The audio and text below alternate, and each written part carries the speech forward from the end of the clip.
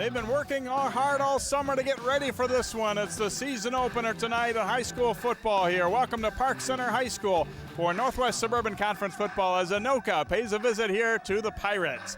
Hi, I'm Jay Wilcox, and both these teams with some hopes of getting better from a year ago after Anoka won 3 games last season. Park Center won 1 game out of conference as they beat St. Francis. Both teams say they're looking pretty solid in the preseason and their scrimmages and everything, but tonight the dress rehearsal part of it's all over, and they get out on the field, take the field for the first time. Certainly a warm night, although not quite as bad as it was earlier this week. There was some talk about possibly moving a start time for this and a lot of the other games, but most people have chosen to stick with 7 p.m. for a start, and it seems like it'll be fine, although both teams having to really make sure the guys are taking in a lot of water, and obviously you got some players playing both sides of the ball, especially for the Pirates, and something that coaches will keep an eye on, making sure that they try and keep fresh guys here in the lineup. Let's take a look at key players to keep an eye on in tonight's contest, starting with the visitors from Anoka. Their leading returning rusher this year is Reed Lindsay, a tough running back, one of their 2 halfbacks in their wing T set.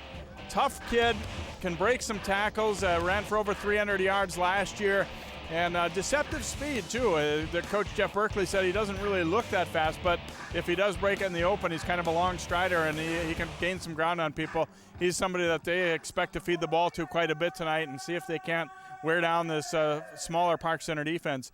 For the Pirates, we're going to talk about their leading returning receiver. Joe Davis is not a big guy at all, 5'6", around 150 pounds, but he's shifty. He's got good hands. They're a team that'll look to run the ball first and foremost, but they also feel they can throw. They can throw some slants, some things out in the flat, and Davis is tailor-made for that type of plays. Guy that'll be open in a hurry, and they hope to spring him a few times. Had over 20 catches for the Pirates team a season ago, and they look for big things for him here in this season. Park Center gained some confidence, played some scrimmages, and really did quite well. However, the competition level wasn't particularly high compared to what they'll be seeing in the Northwest Suburban Conference and against Anoka here this evening. The Tornadoes kind of took it to Park Center a little bit last year, but they know very well that Park Center has some guys that are capable of making big plays, and they're very concerned, as you have to be in an opening game like this here tonight, as you try and get off on the right foot here in this 2013 season. Stay tuned. It's the Tornadoes and the Pirates. High school football kicks off next here on 12 Sports.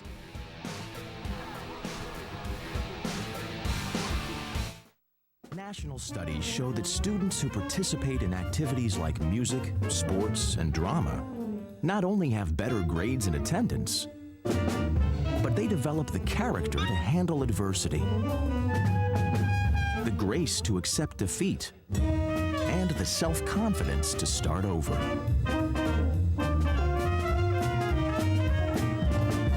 Take part. Get set for life.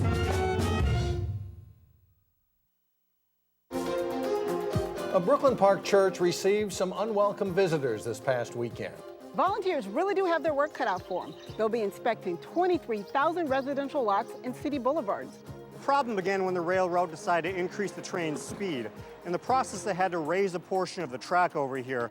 Fire crews got a call around 4 Friday morning from a passerby alerting them to a deck fire. This time, little lob for Winnicky, trying to go up and get it. Touchdown!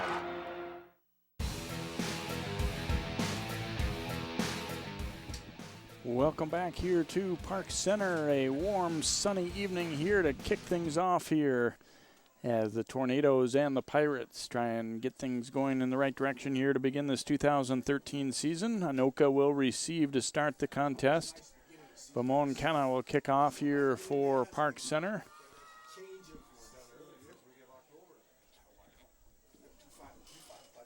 Weeding back deep for the Tornadoes, Teddy Sherva. The middle back deep, and he is flanked there by Sam Lakari and also Riley Perry as the kick comes at about the 5-yard line and straight up the gut over the 25 to about the 27-yard line. There goes Sherva, and it will be Tornadoes football for their opening possession here of this 2013 season.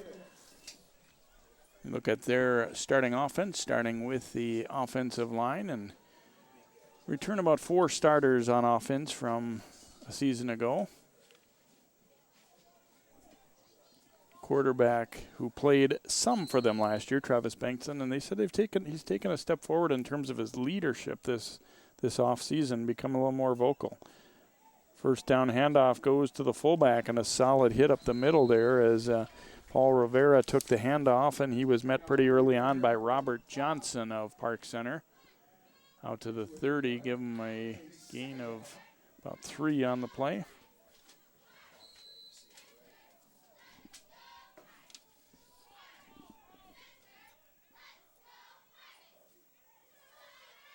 Second down for the Tornadoes. Handoff this time going to Nicholas, and he is knocked down. Coming up from his corner spot there is Adam Burge for Park Center. Gain of about 3 more.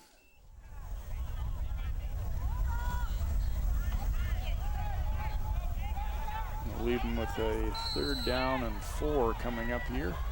Couple running plays, basic running plays in their offense to get things started here. We'll see if Bengtson will look to go to the air here on 3rd down. Nope, going to turn and hand it off up the middle, and a strong push by the Pirates. Defense stuffs that.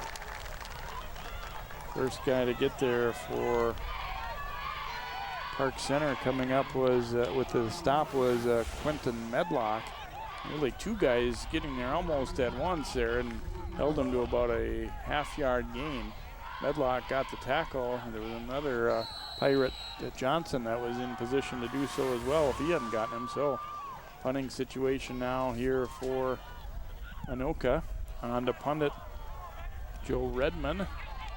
And it's fielded by Amani Hooker on the run. A bit of a gamble on that catch, but he got it done. And it will be excellent field position for Ricky Foggy and the Pirates here as Hooker came up. Was not going to let that ball bounce, and he caught it on the run and brings it back to the 47-yard line, so about a 5-yard return, but not bad field position at all. Only about a 27-yard punt there.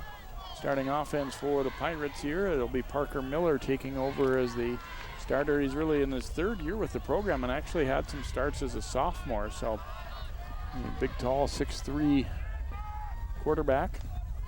Julius Ogunti got a fair amount of carries last year, but he's going to be kind of their featured back to start this season. He's number 25, 5'11", 190. Tough running back. And as you see, the defense for Anoka, they had a real good one last year. Antoine Scott, a big physical back. So Ogunti didn't get quite as many carries because Antoine was so good.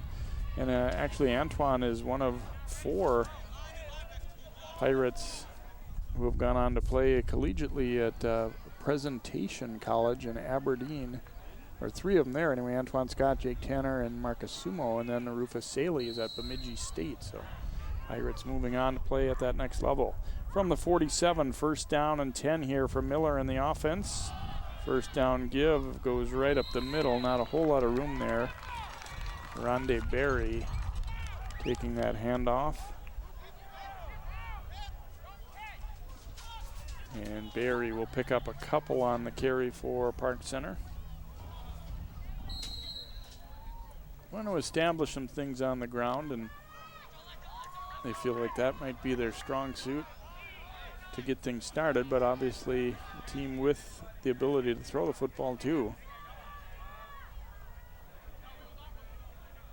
2nd down and 8, blitz coming, pitch back here. Ogunti into Anoka territory to about the 48. So look at Ricky Foggy now in his 3rd season here at Park Center, and he said, we've got a little better chemistry, he feels like, than maybe last year. And it's always early, hard to tell exactly what's going to go on, but he's kind of optimistic. He knows it's a long road up from the bottom of the conference, but trying to do the right things to get their team in position to have a shot at winning some of these games. From the 49, 3rd down, Miller looking to go to the air, fires, and incomplete. A little too far out front that time, looking for Kudze Merengue.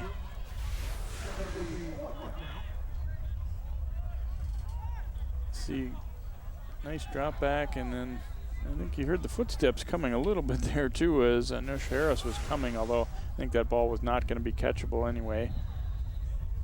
But he definitely pulled up a little bit when he saw the defender coming his way.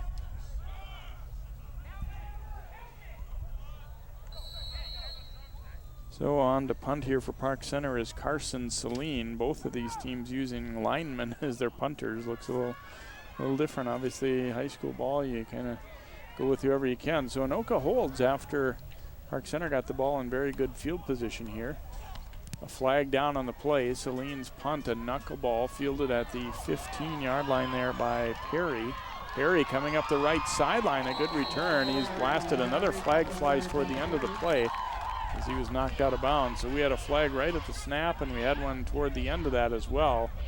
See how this will all shake out.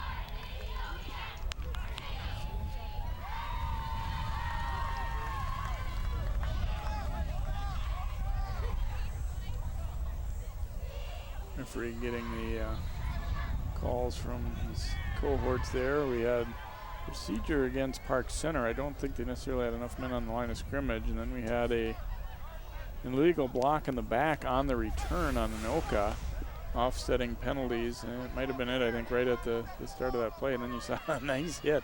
It's always fun when you got the guy pinned against the sideline because you know he has nowhere else to go. You can pretty much line him up, and that's exactly what Julius Ogunte did there for our Park Center. So we're going to replay the down here. Those penalties offset, and we're just going to basically have a do-over here, and Celine will kick it away again. Probably a good thing overall for Park Center because that was a pretty decent return put together by Perry and the Tornadoes.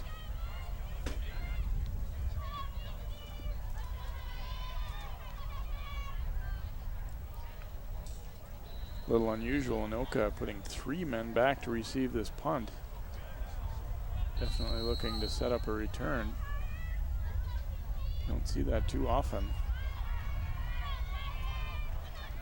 Here's Celine's kick, driving it up the middle. This one's going to bounce and then fielded on the hop there by Lakari, and he is brought down early, so that works out a whole lot better for Park Center this time around. As down on the kick coverage there is Terrence Howard able to make that stop. So by virtue of those offsetting penalties, Park Center gains about nearly 30 yards in field position. Didn't really make much of a move there, Lakari, and just coming up and planting him was Howard right there. So Tornadoes will have the football here, first down from their 14-yard line. Looks like they'll spot it. And maybe make it 13. Handoff going to Lindsay. Breaks through the first tackle and then is brought down, but a nice gainer there. Garrett Carter down low. And that's going to be a first down gainer there for Lindsay on his first rushing attempt as he'll pick up 11. Another look. One guy has a shot at him pretty early in the backfield, but not able to get him, and then finished off there up high was Robert Johnson. Handoff going up the middle here, Rivera. Not a whole lot of push there, but they'll move it out over the 25. Pick up maybe 2-3 yards. There's Jeff Berkeley, the Tornadoes head coach. His 11th season at the helm, and Jeff said, you know, talking about, are you ready for that first game? And he said, you never feel ready as a coach. I mean, even by the end of the year, you're wishing you had another day or two to work out a few more things. But nice gap on the right side, and this will be another first down pickup as Connor Nicholas out over the 35 to the 36.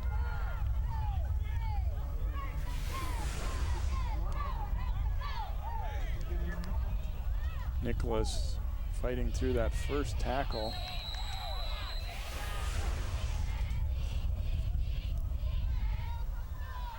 So 1st and 10 as they go with the toss out. Here comes Lindsay, and he is met hard.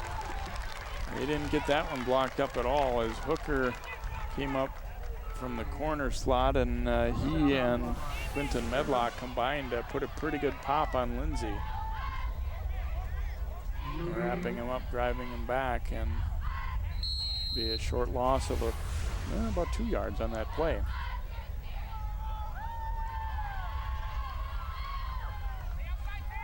Bengtson, play action now, rolling to his right. He's got some room to run, and he's going to tuck it, but he is dragged down. Nice tackle there. Boy, there was a lot more yardage to be had if it wasn't for Terrence Howard making a sure tackle there. As it was, he'll get about 4, but it certainly could have been a lot more as he came out on that sprint out to the right, and there was another 8 to 10 yards before any more Pirates could get there, but that's good speed by Howard to drag that down. So I'll bring up a 3rd down, about 8 here for the Tornadoes. Nearing the halfway point of this first quarter, no score on the board. Each team's had the ball once. Second possession now for Anoka. Bengtson dropping to throw. Now he's going to tuck it up and try and run for it, and he will go nowhere. He is dropped right around the line of scrimmage or just shy of it, as the Pirates will get a sack. And Terrence Howard in there again as part of that. Boy, he's been everywhere so far here for Park Center. Another look at it here as deciding pretty early he's going to drop that one, and also give a lot of credit, as much credit on that tackle, John Ormberg wrapping up there as well. So the punt made there by Redmond. Here comes Hooker again. Hooker with some speed up the side, gets a block. Amani Hooker trapped along the sideline, but he will be all the way down to the 21-yard line of Anoka. But a 39-yard return there for Hooker. And Park Center in good field position after that one. Boy, the wall opened up nicely here. As you see, he gets through that first wave, but look how well blocked it is right there. He gets another good block, and they had the angle on him. I mean, there wasn't, you could see early on there wasn't much chance that he was going to be able to just outrun him to that sideline, but did a good job of just continuing to run as far as he could there until he got to those defenders. So on the Tornadoes 21, Miller and company with the football. Ogunti takes it on the pitch, and he is wrapped up and brought down from behind there. Nice tackle by Zach Eenhouse, who's one of the leading defensive players for the Tornadoes. Ogunti will get a couple on that one. Bring up a 2nd down, about 8 here for Park Center. An excellent opportunity for them to capitalize on the first defensive stop, but then great punt return by Hooker. So puts the Pirates in a position here to try and get on the board first. Davis being sent back out to the right side in that slot. Miller gets things settled. Going to toss it back to Ogunti, coming right this time. Cut between a couple guys and then dragged down on the play there by Stephen Barthold for the Tornadoes.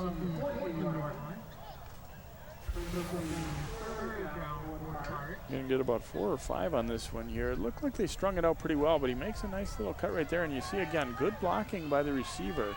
I'll tell you what, head coaches and receiver coaches love to see that.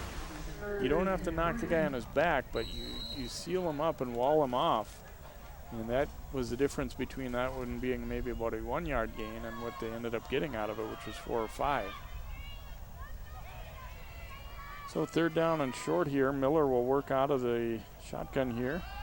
Looking to throw. Fires complete. Going to be marked just shy of the goal line, as they're going to rule that Morenga kind of skidded across the goal line. So it is a completion. And it'll be 1st down and goal. And you see his knee did hit down. So looked like probably a pretty decent call. Just short nose of the ball. Couple inches from the goal line there as his upper body wound up in, but after his knee had touched down. But it's 1st and goal for Park Center as they try and get on the board first. See if Miller will sneak this one straight ahead. Yes, he is.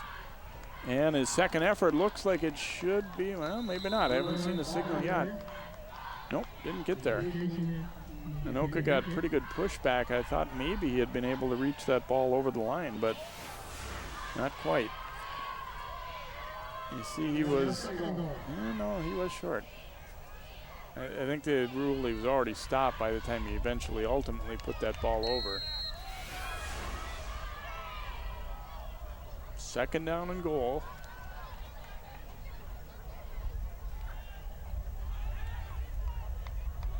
not much field to defend here for Anoka. That's a good thing, but not much gain needed either for Park Center. They're going to go sneak again. And Miller pushing forward, and this time he is in.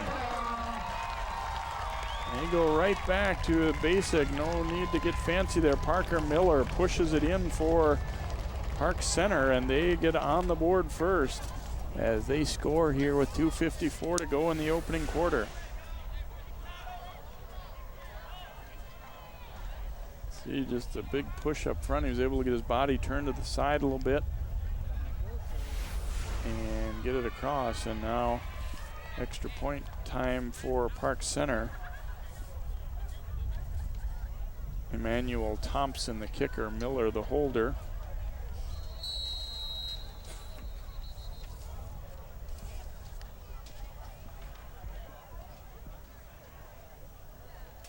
Pretty good snap. Kick is up, and it looks good, and it is good, and our score becomes 7-0 Park Center. 2:54 remaining in this first quarter, and the Pirates play solid D. Then they get an excellent punt return. They get the completion down there to Moringai, and Miller is able to sneak that one across. So, boy, you get confidence. I mean, obviously, well documented. Wins have been hard to come by in recent years for Park Center, but you come into this first game, try and build a little confidence, try and play kind of football that coaches have been teaching you, and so far so good. Obviously tons of time to go in this one, but they have to like the way they've played in this first quarter.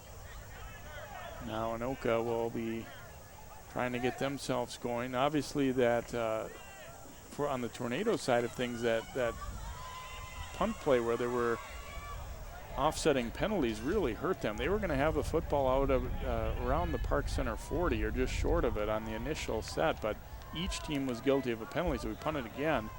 Instead of at the 38 or 39, they ended up at their 12, and then ultimately ended up having to punt after gaining a couple first downs, and Hooker put the Pirates in great position to score, and that's exactly what they did.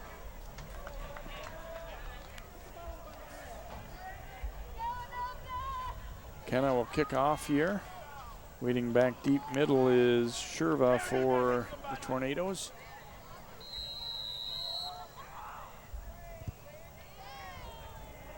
And it's going to come toward that sideline instead, and fielded there by Lakari, and he fumbles. Ooh, and it bounces right up to Riley Perry, as Anoka nearly had a disaster for them on a turnover, but you see Lakari cutting it to the middle, and boy, it didn't take much to knock that one out. I don't know if that defender got his hand on the ball or not. If he did, he wasn't much of a hit.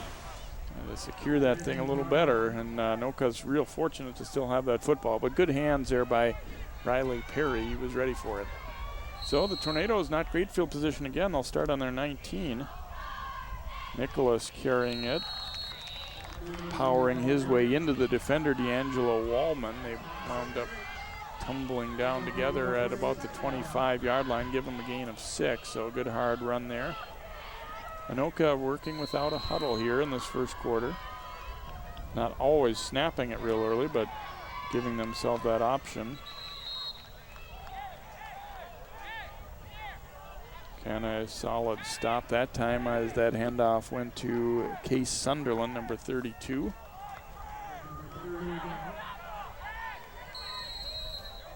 You got a couple on the play. So third and short here for Bengtson and the offense. Right side, and they're going to be close to getting this first down and might have it. Yeah, they will. Out to the 30.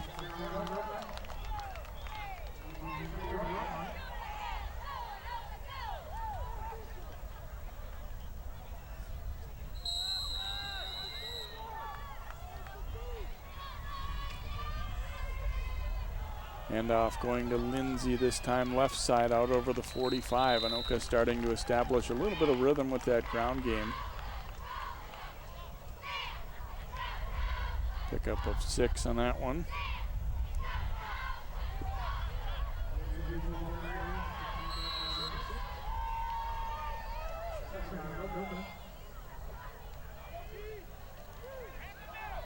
Up the middle it goes, and a tackle broken and out near the 50-yard line there is Sunderland on the carry.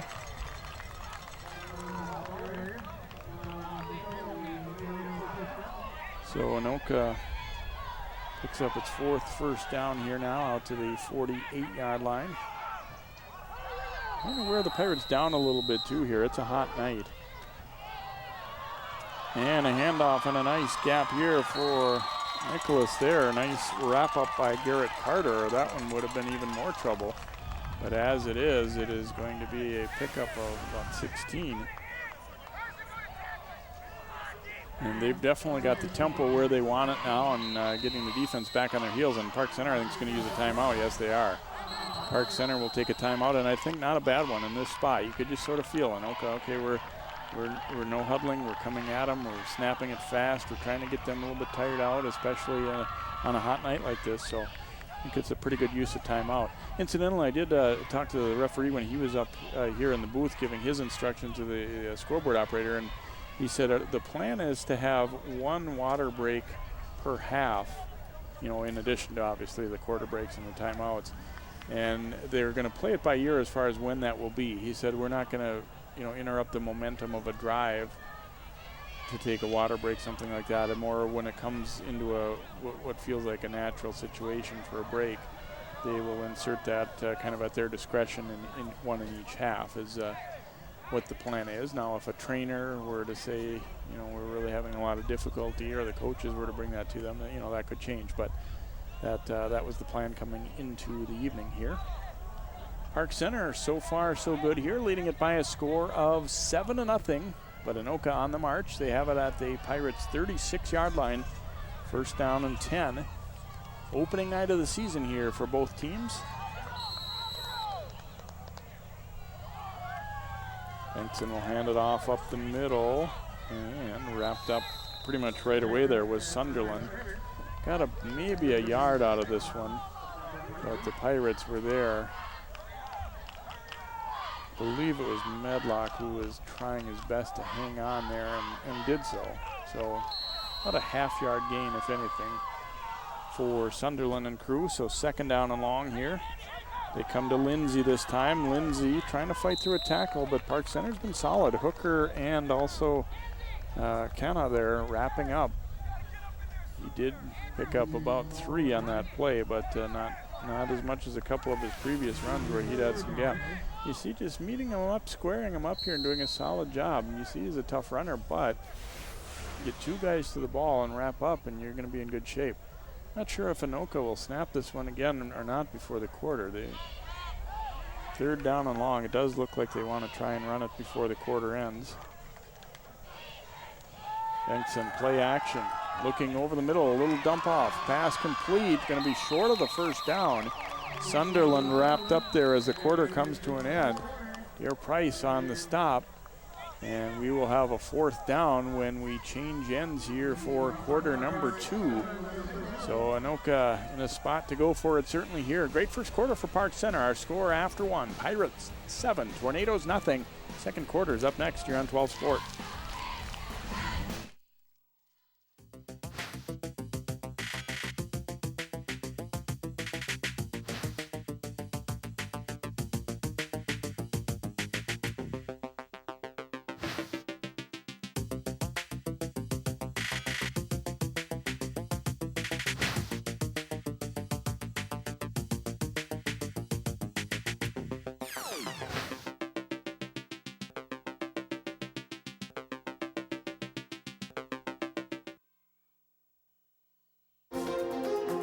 A Brooklyn Park church received some unwelcome visitors this past weekend. Volunteers really do have their work cut out for them. They'll be inspecting 23,000 residential lots and city boulevards. The problem began when the railroad decided to increase the train's speed. In the process, they had to raise a portion of the track over here. Fire crews got a call around 4 Friday morning from a passerby alerting them to a deck fire. This time, little lob for Winnicky, trying to go up and get it. Touchdown!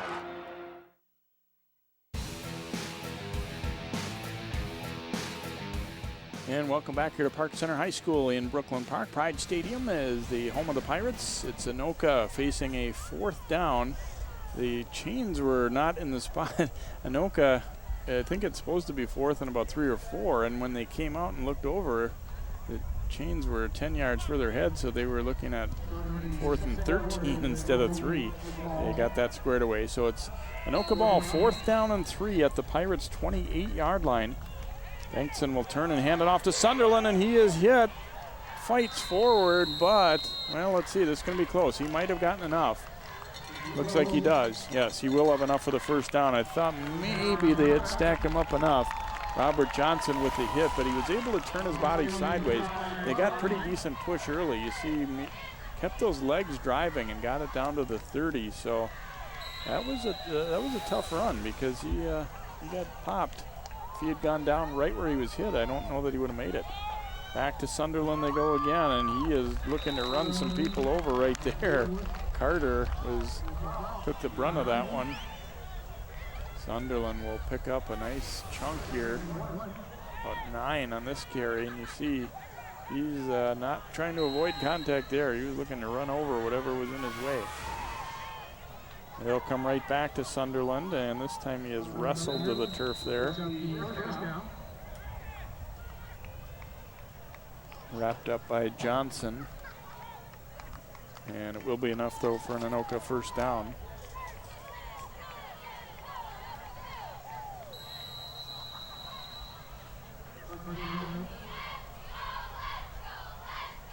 Tornado is looking to even things up.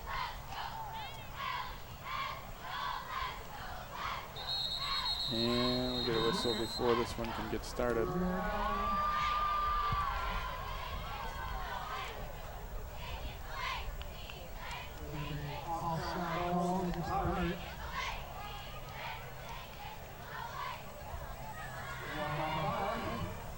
So penalty is going to go against the Pirates.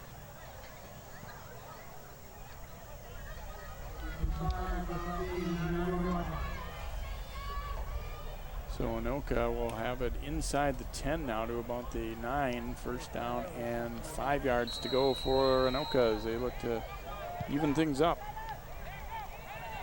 Nicholas with the handoff, broke through the first tackle and squirms his way down to about the 5.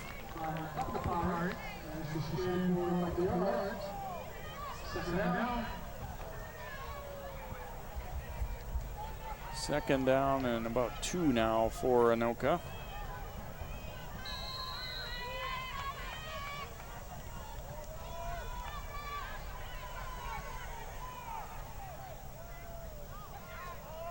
Bengtson under center, turns, hands off to Sunderland, ran into his own guy a little bit, and then Johnson wraps him up. However, it's going to be close to a first down again. We'll see where they spot this. Didn't get a whole lot there. I don't think he's going to get it. No, he's not. But still, they've got 2 more downs to get about a half yard here, so they're still in a pretty good spot. The type of drive Anoka really wanted to put together, try and wear down this defense a little bit too. 3rd and short here for the Tornadoes. Give us to Nicholas. Pop pretty good, but I think he'll have enough.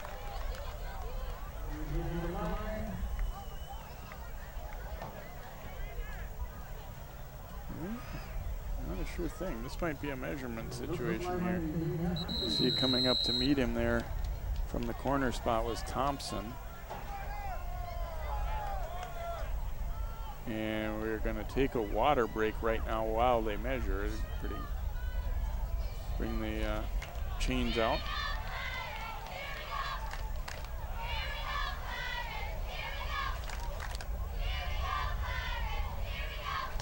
See the football resting inside the 4-yard line, and it's going to be really close. Looks like he may have it by the nose here. No, they haven't signaled yet. Maybe not. Not quite. Oh, wow, look how close that is. So it's going to be 4th down here for Anoka.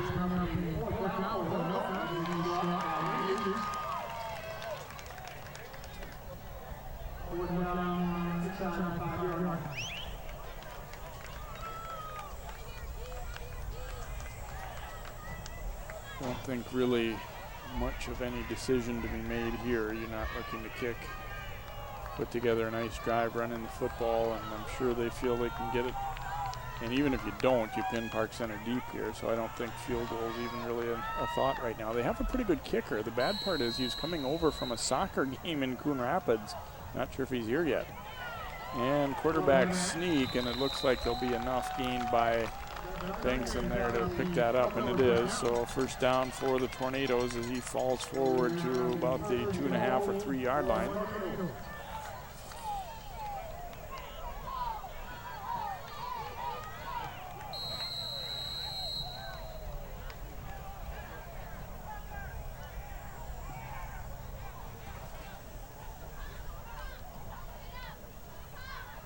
So first down and goal to go here for Anoka. And that will be a touchdown for the Tornadoes. Handoff going to Abs Massaquoi, getting his first touch of the game, and it is good for a touchdown as he takes it on in.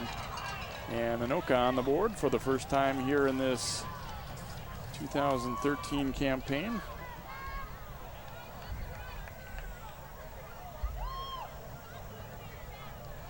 And they will look to even it up via the extra point here.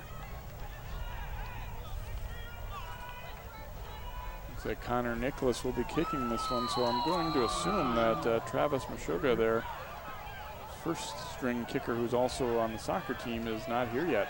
And they snap it out to the outside, trying to cross Park Center up, and Riley Perry's not going to make it. Pirates were ready for that one, and they stopped the little trickery there, so Park Center is going to maintain the lead here.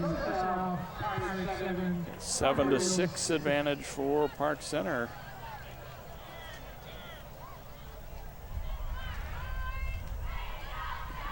Another look, you see they blast open a really big hole there. Massaquoi got down after he was well over the goal line. Then another look at it here. They flipped the pass out. They executed well, but it just a lot of bodies out there, and they didn't get a whole lot of blocks. In terms of, getting up out of the hold and throwing the football, everything was good, but Park Center was ready for it. And Jeff Berkeley's team, though, a nice drive for them. It does not end up quite tying it up, but they pulled it within 7-6.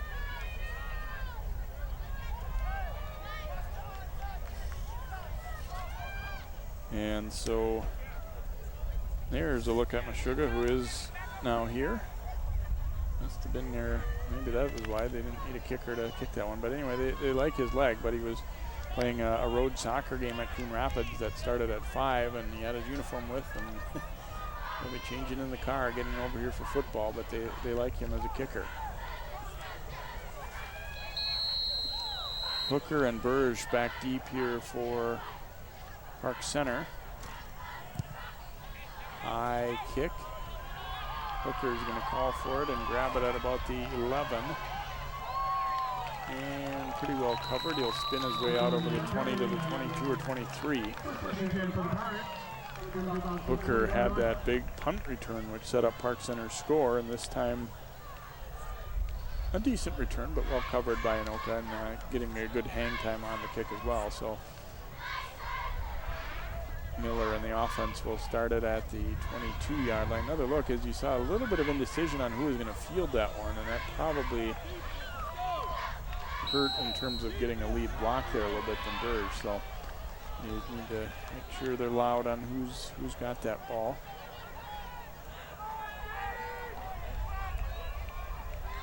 So Miller and company out there, first down and 10, looking to throw it. His pass is out in the flat, and let's see, is this complete? No, incomplete. Anoka was hoping it was catch and fumble. Caleb Sink, though, was hit as soon as that ball got to his hands, and it's going to be incomplete. Probably a break for Park Center, although I think certainly, boy, that's awful close. That's a close call. Strong hit delivered there by Corey Sylvester, and then scooped up and run back by Nush Harris, but a real bang-bang type play there. There's one where, ironically, if you're the defense, you're wanting it to be called a completion, but instead it falls incomplete, and I'm not surprised. I think certainly it may have been the right call. Well, we had a receiver on the far side and a defensive player here on the right end jumping, so who went first? I think it's probably going to be against the offense, but we'll see. Yeah. Second penalty against the Pirates. Pushing back 5 now. So 2nd and 15 coming up.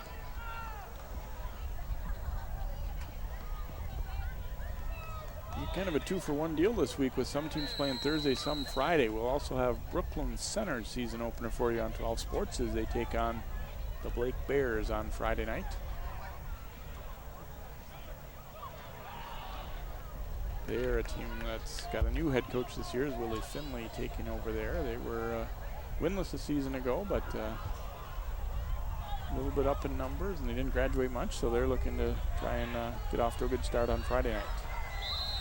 And got another flag. This can be a delay of game against the Pirates. So this drive is not starting out especially well here as they get the incompletion that was a near catch and fumble, and then back-to-back penalties.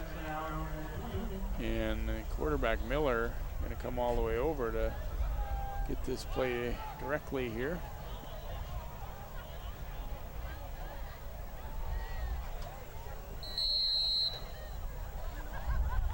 Second down and 20 coming up now for the Pirates from the 13. 4 receiver set. Burge now in there as an offensive player. Davis comes in motion. And now looking to throw deep to Burge, and he's got it. And he is going to go. No way they're catching Adam here.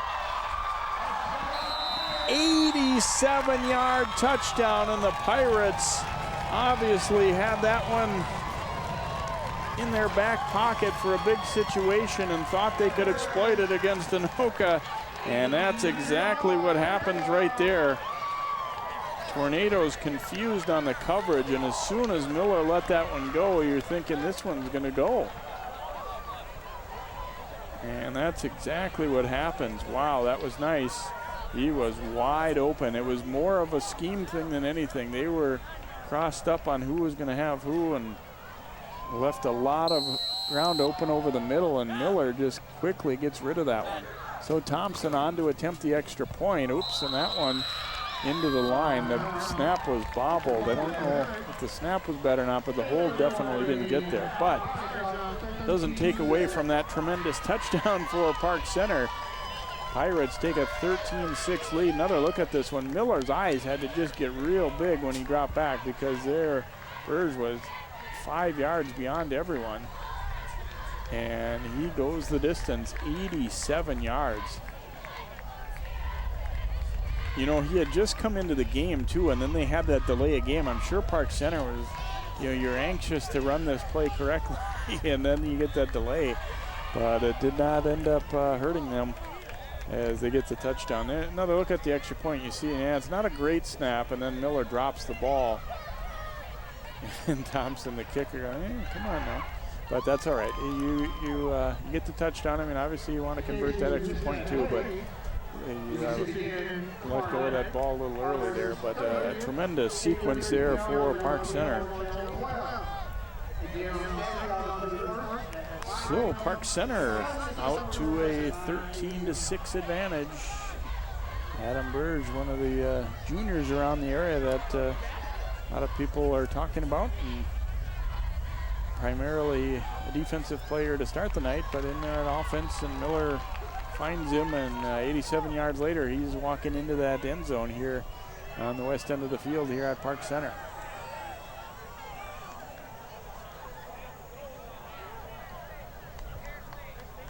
And for some reason, the teams got themselves turned around and were reverting back to the way they were going in the first quarter, and everybody, I don't know how some of the players just kind of went along with it. This must be the way we're going, but no. And there is enough of a breeze that direction you're going is going to matter a little bit here tonight. It's not gale force winds or anything like that, but it's a little bit of a breeze that's going to affect footballs a little bit, in the kicking game especially.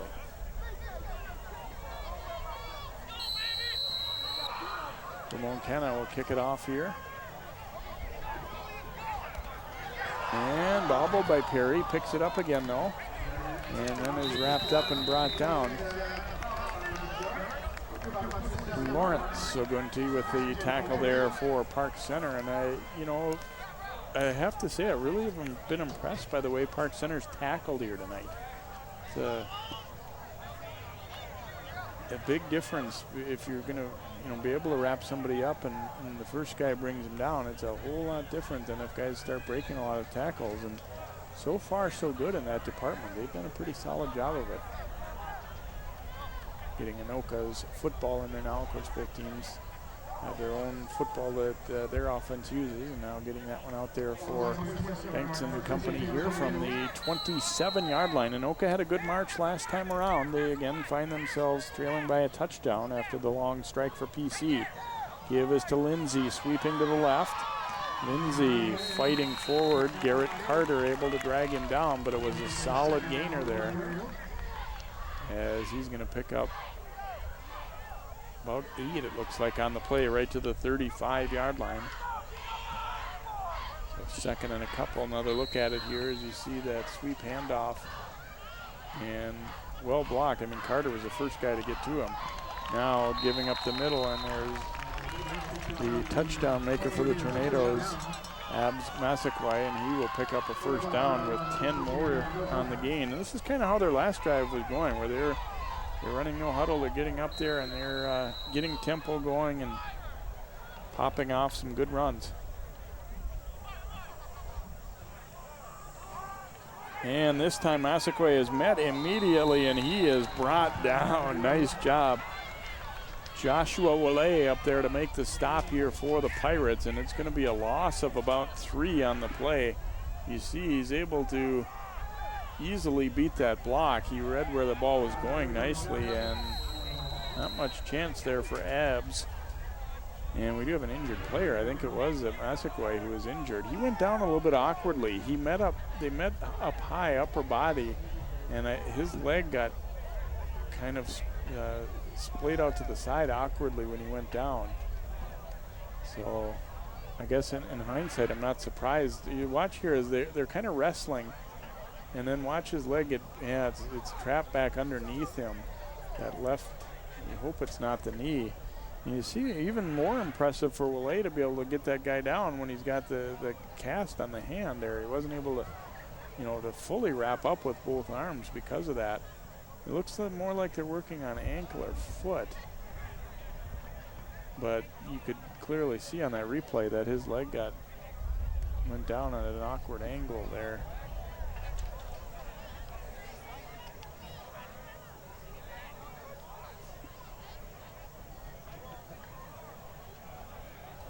With as warm of a night it is, and with the way Anoka has been kind of running that no huddle and bringing it forward, I don't think Park Center right now minds this little breather here. And yeah, he's hobbling pretty good. It's unfortunate as he came in and finished that previous drive for the Tornadoes, and obviously too early to say, but you get a look at the way he's walking off and think that it might be difficult for him to come back yet tonight.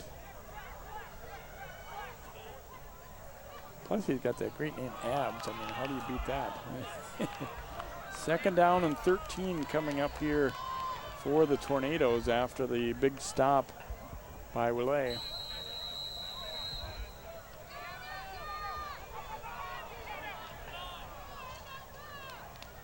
Bengtson calling out signals now. He's looking to throw, straight deep drop.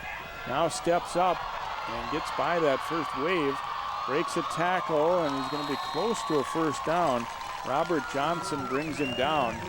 Nice run there by Bengtson, who had a deep drop, and then once he was able to get past that D line, there's quite a gap as obviously, you see the ball was briefly knocked loose, but he recovered and held on, and he's going to get enough for that first down. So a nice run right there. That's the 10th first down for Anoka.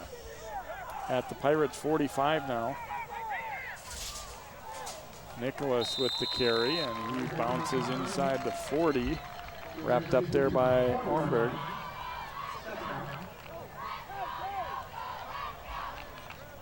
Give him about 5 on that carry.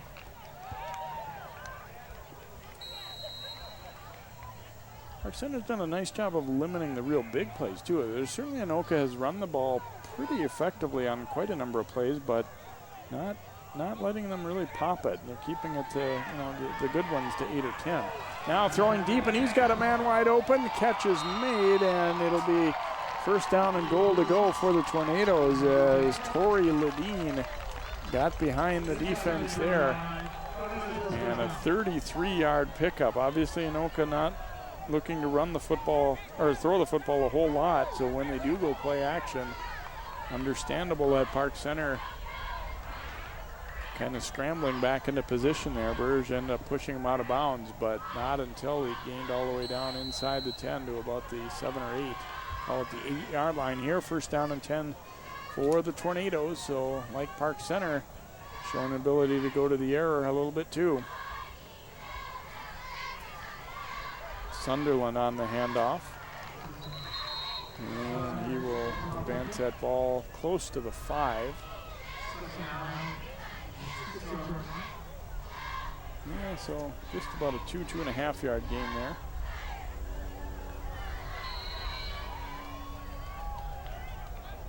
Sunderland, pretty good size back at 210.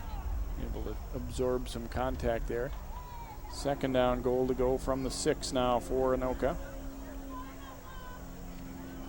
They go sweep to the left side, and Sherva will walk on in for the touchdown. Eddie Sherva coming into the backfield. We've seen him as a return man, and he's able to bring that one on in for the Tornadoes on a 6-yard touchdown run.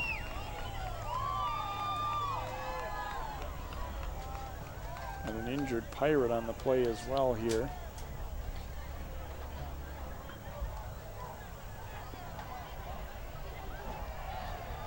Looks like Andrew Gagne down with an injury there for PC. So it's certainly been an eventful second quarter. Tornadoes will see if they'll kick to try and tie it or go for 2. Another look at this sweep. You see they're able to hook the end real nicely there and got a kick out block. I mean, it was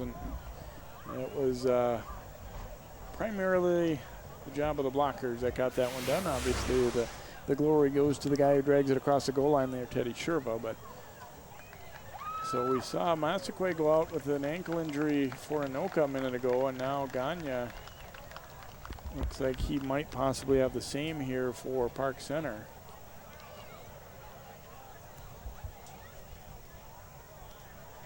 Trying his best to walk, but obviously in some pain and having a little difficulty right now. Not sure why they're not bringing out a couple of players to help him off there instead of, maybe the trainers want to see if he can walk on it, looks like.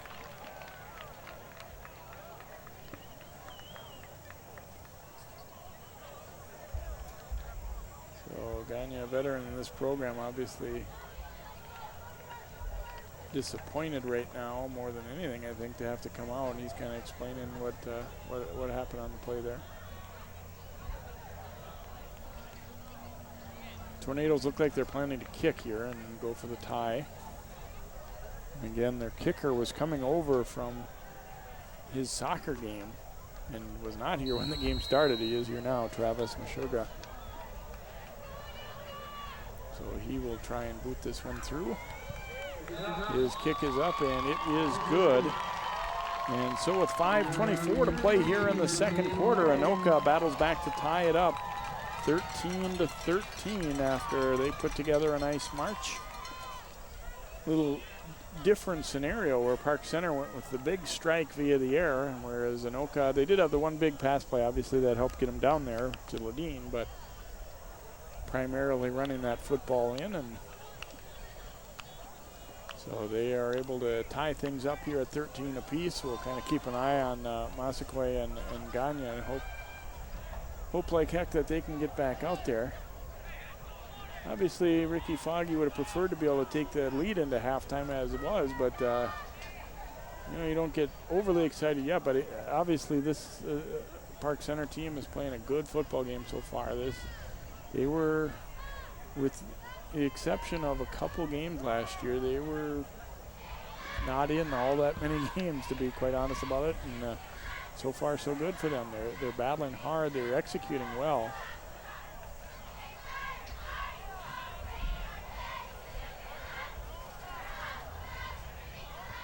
And we're waiting on, I think, a tee. I don't think they've got the tee out there for the Tornadoes, and that's, I think, what the holdup is here. Or maybe it's the wrong ball. Okay, it is the ball they're looking for. Sugar will kick this one off now that he is.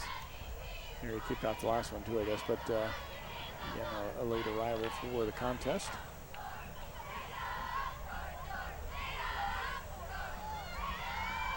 Park Center next week will take on Coon Rapids. Anoka's got a district rival in Andover.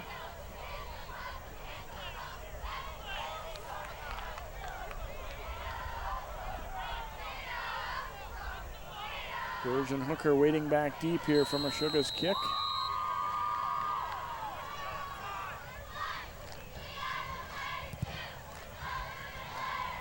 Coming to Hooker at about the 10.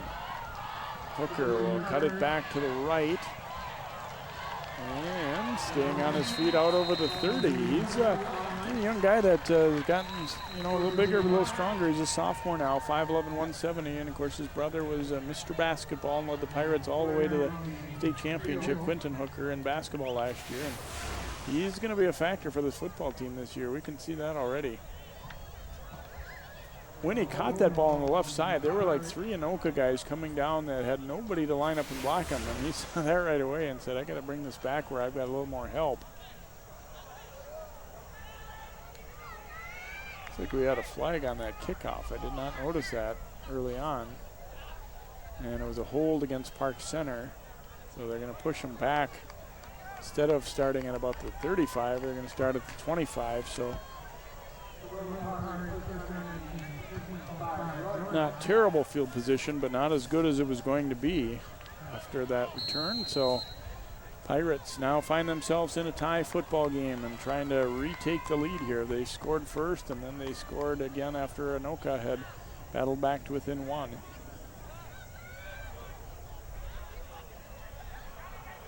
Miller going with the toss. Julius Ogunti cut down. Nice job coming up to go low on the tackle there for Barthold, and he will be stopped at the line of scrimmage.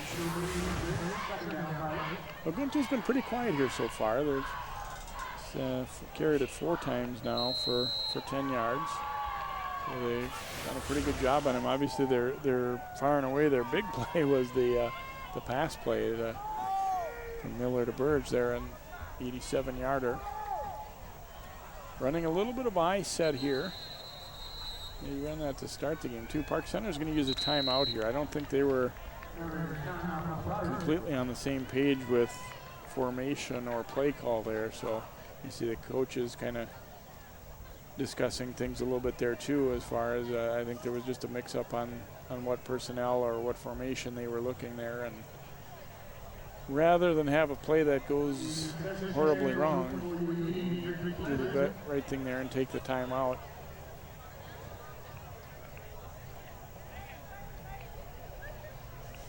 Muggy night, but obviously when the sun started to go down, it helps things out. There is a breeze tonight too, and I think I'm not going to try and claim that it isn't awful warm out there for those guys, but compared to Monday and Tuesday night, I don't think we're anywhere near as dreadful of heat as what there was those nights.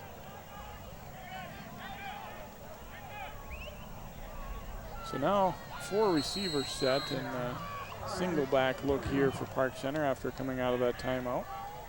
2nd down and 10 here for the Pirates. Miller looking to throw out in the flat to Davis. And a strong tackle again by Barthold coming up. That's just one-on-one out in space. And we said earlier, Davis is a shifty receiver, but solid job defensively. Only a gain of about 1. It's just a good solid tackle. You see he measured him up and didn't overcommit. A lot of times, guys, you want to come with so much speed that you get off balance and you get out ahead of yourself. But did a good job of just sizing him up, squaring him up, and making the tackle. 3rd down and 9 now for Miller and the Pirates. Go with the draw play to Ogunti, but that one is not going to work. Barthold finishing after he was wrapped up first there by Inhouse.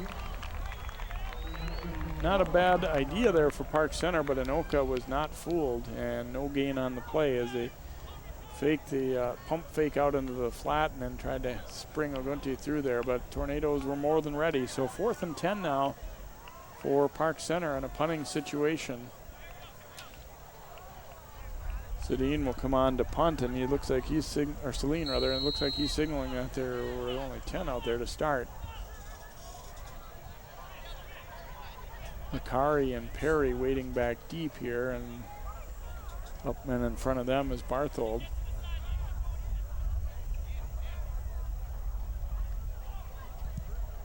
Low liner from Celine. It's going to take a bounce, and Davis got down there in a hurry. That really took away any chance that Anoka had to think about trying to field that ball, just because of the hustle of Davis to get down there, and they had to end up watching it. So you look at that punt and you think it wasn't a thing of beauty, but I tell you, that in a lot of ways is more effective than one that's a little higher and deeper and gives them a chance to return, because this way, no possibility, and partly because of the good speed of Davis. He was able to get a clean break on the outside and get down there.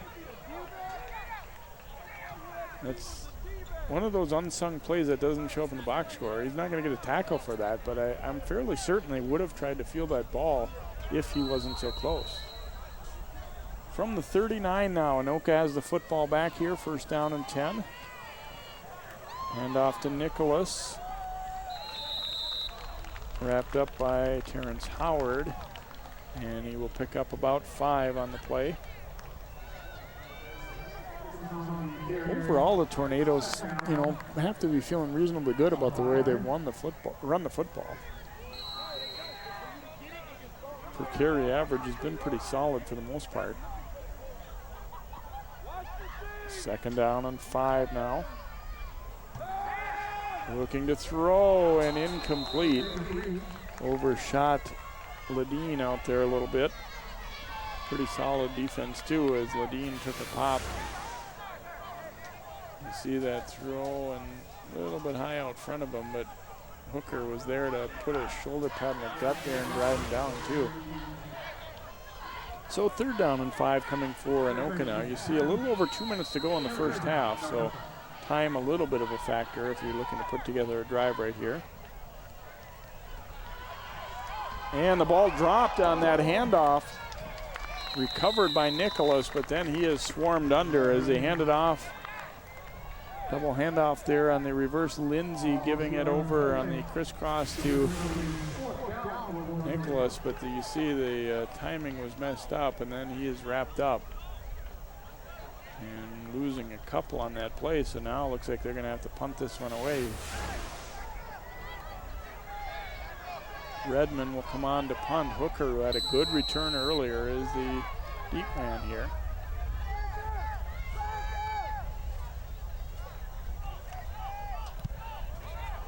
High punt. Hooker fields it on the 29 and just wrapped up there and brought down the 43 or 44 yard line there. So nice return again. He did a good job of fielding that ball in stride. Hooker looks like he might be a little bit banged up at the end of that one, though. That's the bad news out of it, is he's hobbling.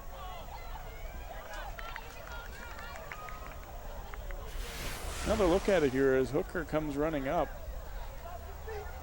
And you see, I think probably might have been a situation like happened to the Anoka guy where they fell on his leg a little bit. He was trying to dig his way free. So minute 24, they've already used a couple of timeouts though. Football at the Pirates 44, 13-13 our score. Miller looking to go to the air. Hit as he throws and incomplete. Wow, he got blasted pretty good there by Matt Noss coming in, and Miller no chance on that one.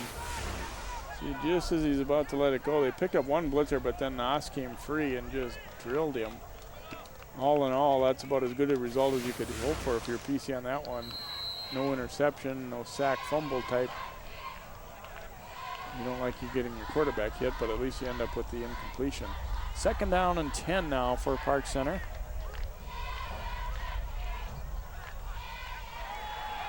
Miller again looking to throw down the sideline, an incomplete. Receiver out there stopped his route. Ring guy. He's going to be over his head anyway, but so 3rd down and long coming here for Park Center. Well, the unfortunate thing here, I mean, you look to throw the ball, you look to move it up the field and be aggressive, but if you have another quick incompletion here now, you might give the football back to Anoka with a little time to work with. Not really what they want to do, so see if they might play it conservative and go to the ground, or if they're going to look to pick up this 1st down and be aggressive. They are in pretty good field position. That's the one thing. They're not too worried about being pinned way deep. Miller is going to throw, looking to throw deep down the sideline, tipped and incomplete. Gorwar, the receiver out there, and both guys really kind of had a shot at this one. Corey Sylvester back there defensively. I think it actually hits the receiver's hand, but it was actually pretty decent coverage out there too. Had a one-on-one, and he was there. Not an easy catch for either guy there, so, you know, one you like to make, but it was well defended too.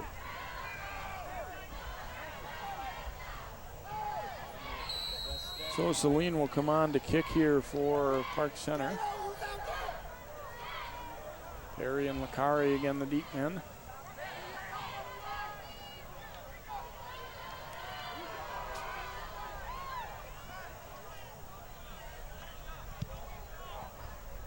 Boots it away, and Perry will take it. Gonna hand it off on the reverse, and Lakari then breaks free of a tackle, and he has some room up the sideline. Lakari cutting it back to the middle, breaks another tackle. Lakari is going to go. I don't see any flags. It's a touchdown for the Tornadoes. Unbelievable. Looked like they were going to pin him all the way back behind where that punt was caught, and instead Lakari breaks free and keeps on going, and Anoka takes the lead. Boy, they looked like they had him stopped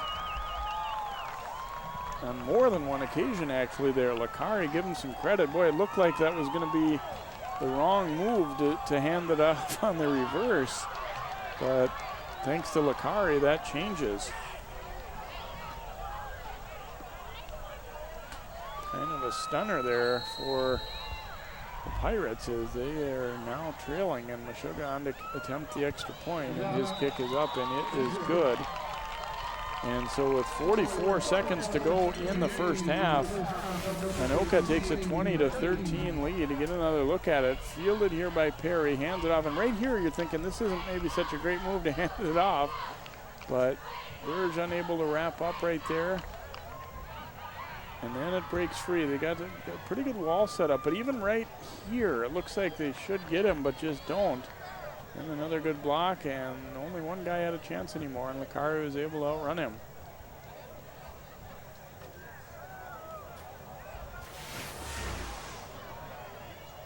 So Anoka pulling a stunner there to grab that lead, 20-13. Now Park Center are gonna hope that they can get some kind of big return going. So look at Jeff Berkeley over there, the Tornadoes head coach. He's got a brace on that left knee. He said doesn't hurt too bad, just more of an inconvenience. He got a little problem with the ligament there, and it said it's the one area of the knee that they really can't fix surgically, so he's just going to kind of have to live with it, at least for the time being.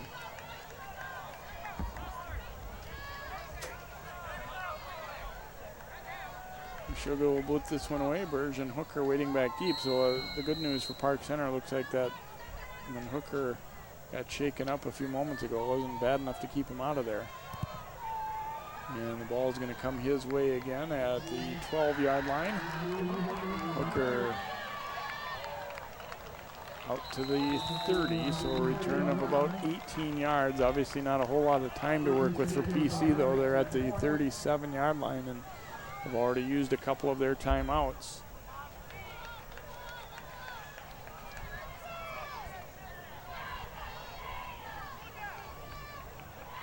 Overall, a very good first half for Park Center, but the last portion of it not going quite as well after that punt return for a touchdown by Anoka.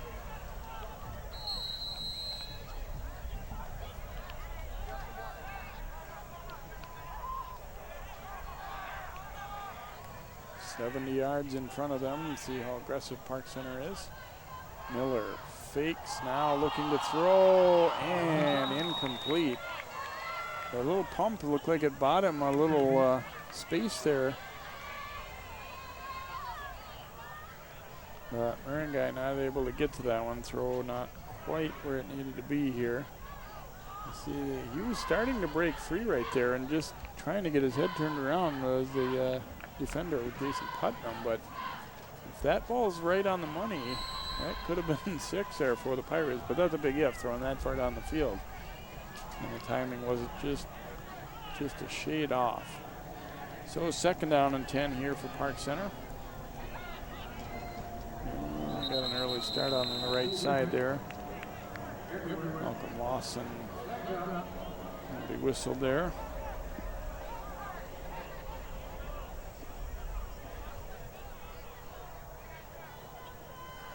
So it'll make it a 2nd and 15 here for Park Center.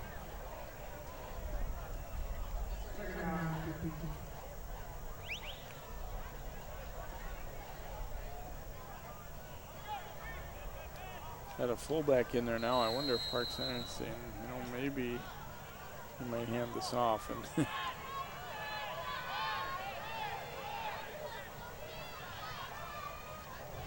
they do go to the fullback on the carry there is Barry. And I think Anoka is going to use a timeout defensively here. They're hoping to maybe get that ball back one more time or at least get a chance at a punt return. Barry got a couple on that play. Very little time left, as you see, but you always want to give yourself a chance.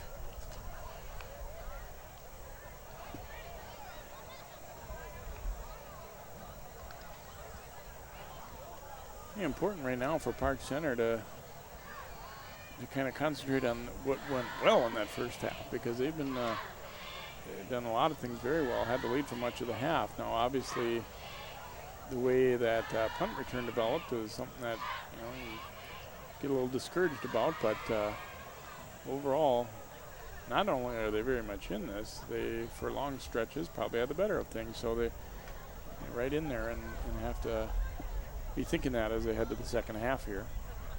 Obviously, this still importance to these last 25 seconds, though, too. You can't afford to make a turnover, and both teams thinking right now we don't want to give up a big play this late in the half.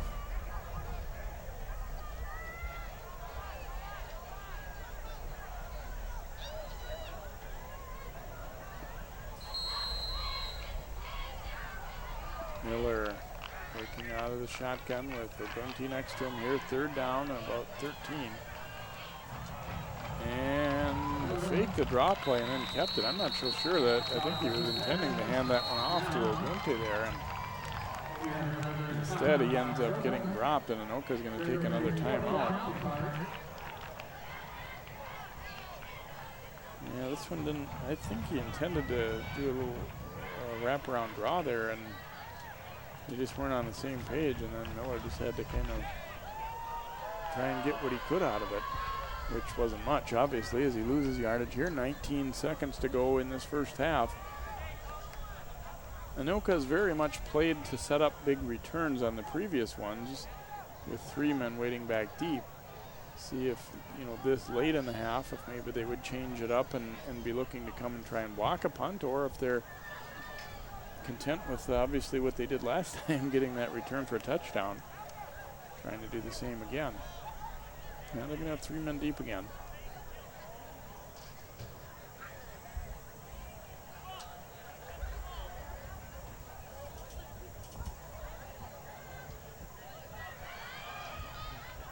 Throw the pressure on Celine a little bit here to get this one off, which that part shouldn't be a problem, but you want to directionally kick it where they won't have a great chance for a return. It's a low hanger there, grabbed by Lakari. Another reverse, handoff to Perry. This time Park Center finishes it off though. Not going to allow another big one as Terrence Howard makes the tackle. Anoka will only have 8 seconds to go, and they'll have the football on their 46-yard line here.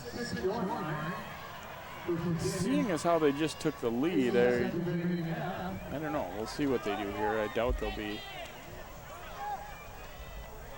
taking any big gambles, but then again, you know, you can break somebody free, whether it's on a short pass or they may look to go up top, figuring that if things go wrong, there isn't really time for Park Center going the other way either.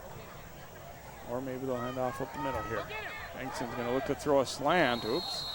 They were not on the same page at all on that one. Nicholas wasn't looking yet, and the ball ended up way short of him anyway. I don't think they had the same route in mind there. He looked like the throw was a slant, and Nicholas was running a square end up. He was still running hard and wasn't into his break yet even when that ball skipped by him. You know, it's first game for everyone, whatever position you are out there. I mean, yeah, you work together some in the summer and you get those couple weeks of two-a-days and your scrimmages, but it's still early. Second down and 10. Langston looking to throw again, now rolling to his right. He'll throw on the run and incomplete. I don't know that there's really a receiver out there, but it'll just be an incomplete pass, and the half comes to an end here at Park Center. And an eventful half it was. The Pirates had the lead for much of the half. Anoka comes back to take the lead for the first time late in the second quarter. Our score at halftime here tonight in the season opener for both: Anoka 20, Park Center 13. First half highlights, and then our second half coming up on 12 Sports.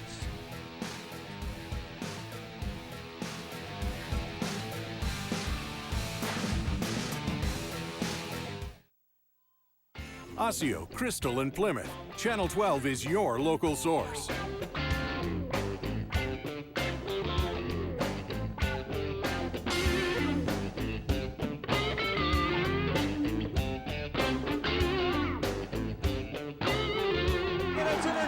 This one looks like it could go for the touchdown. Reed whips it away, and Hopkins advances. Hello and welcome to a new season of Sports Champ. Channel 12, your local source.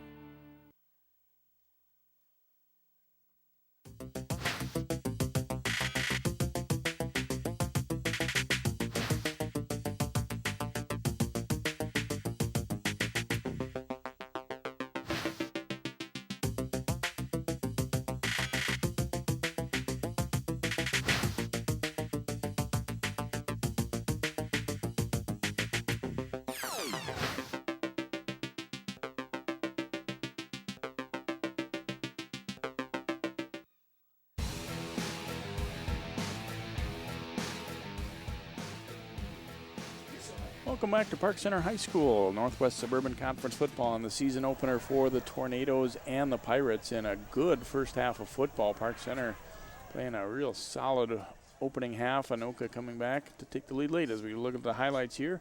Starting with a real good punt return here for Amani Hooker all the way down into Tornadoes territory down to about the 21-yard line, and that helped set up a touchdown. Yet another nice pass completion, and then this, the second quarterback sneak try in a row there, and Parker Miller, the help of his line, able to push his way in. Pirates went up late in the first quarter by a 7-0 count. Anoka running the football nice and effectively. Sunderland battling forward. That was pretty typical. They were able to get some 8-10-yard runs throughout the half, and then finished off here by Masakwe, who unfortunately got hurt shortly after that, but he got the touchdown there. Their pass failed, and it was 7-6. Then a big play for Park Center. They saw something they liked defensively on film, I think, of Anoka, as they came out with this look, and then out of the slot, Burge just sprinting up the middle, 87 yards for a touchdown right there. Anoka with a big pass play of their own. This was really their only big strike through the air, but it was a big one, a 33-yarder to Ledeen to help set up a touchdown, and that's the touchdown we see right here. Sherva taking it on the sweep, well blocked, and easily gets on in. And then here's the play that Park Center really regrets. Perry handing off to Lakari on a punt return. A couple of guys had a real good crack at him early. and then another one right here, and they just can't bring him down. And 75 yards later, Lakari is in the end zone for a touchdown. That came with only 44 seconds left in the first half. And I think it kind of changes how Park Center feels about that first half, unfortunately, because they go in trailing after leading for much of the way. Here's our stats. They're kind of skewed by some big plays. Tornadoes running the ball effectively overall, and Park Center hasn't run much at all. And you see the Pirates, though, that one big pass play was really what put their mark on that first half, along with some special team stuff. So Anoka's outgained them overall and put 10 first downs up on the board as well. And 5 penalties for Park Center. Anoka, none yet, which is good for them. No turnovers for either club. You get a look at some of the young future Pirates out there, perhaps. The young football players getting a chance to get on the field here at halftime. Our score is Anoka 20, Park Center 13. The second half is up next.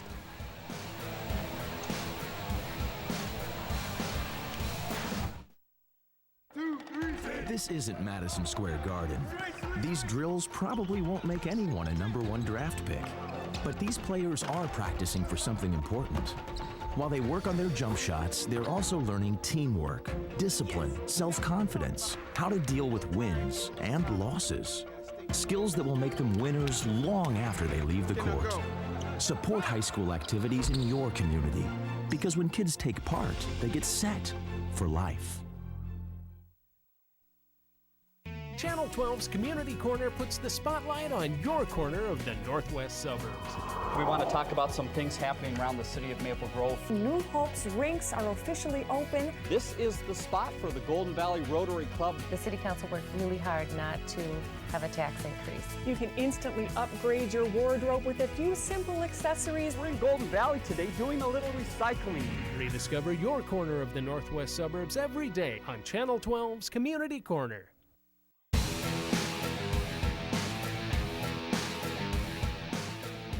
Welcome back here to Park Center High School. Thanks for joining us for the season opener here for the Pirates this evening. It is they trail Anoka 20-13 as we head into half number 2.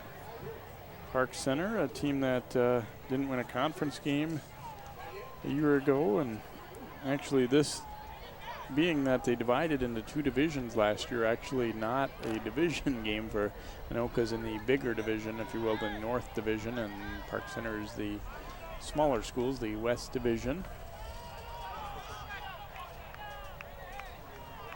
Meshuggah will kick it away here for Anoka as Park Center gets the football to start half number 2. Again, much of the half was very well played by Park Center. Kick will come to Hooker once more. Bobbles it at the 9, and he has to dive for it, and he can't come up with it, and the Tornadoes will get it. Recovery for Anoka made by Devin Raihe, able to jump on this one here as Hooker. The ball, I think even after he dropped it initially, he thought he was going to be okay, but then it just takes a bounce away from right there. It doesn't bounce the way he hoped, and he just couldn't come up with it, so that one hurts. Anoka will get the football just outside the 20 at about the 21-yard line here to begin this third quarter.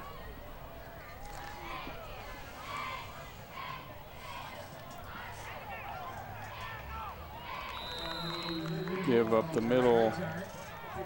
Lindsay will pick up 2, maybe 3 on the carry, so not the start the Pirates had in mind here to begin this second half. Lindsay got a little more than I thought there. He's down to the 17.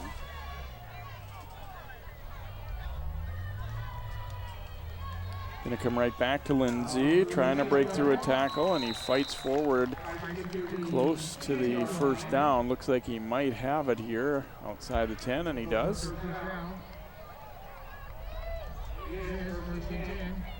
Good strong run by Lindsay. When I asked Coach Berkeley about him before the game, first word he said was tough. And he showed it right there. So first down for Anoka just outside the 10-yard line. And they come now to Nicholas. Nicholas breaks through and he is in for the touchdown. Anoka extending the lead here as a tough start to the second half for the Pirates. They fumble the opening kickoff, and Anoka wastes no time in punching it on in as Nicholas goes in from 11 yards out. And here's where, if you're Park Center, you have to avoid thinking, here we go again, from previous, past seasons. Anoka will try and add the extra point here.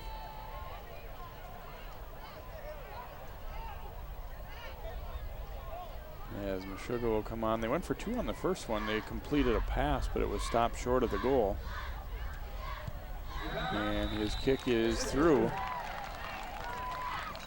And so with 11:05 to play here in the third quarter, Anoka makes it 27-13 as they capitalize on the kickoff that was fumbled. And see, Nicholas barely touched as he pops that one through, and that's what Anoka is hoping that they were going to do, would be able to wear them down on this warm night, keep hitting them, keep running the football strong between the tackles, and they're showing signs of that. I mean, they're on their way to a nice night rushing. Even though Park Center had the lead much of that half, they struggled somewhat to stop the run.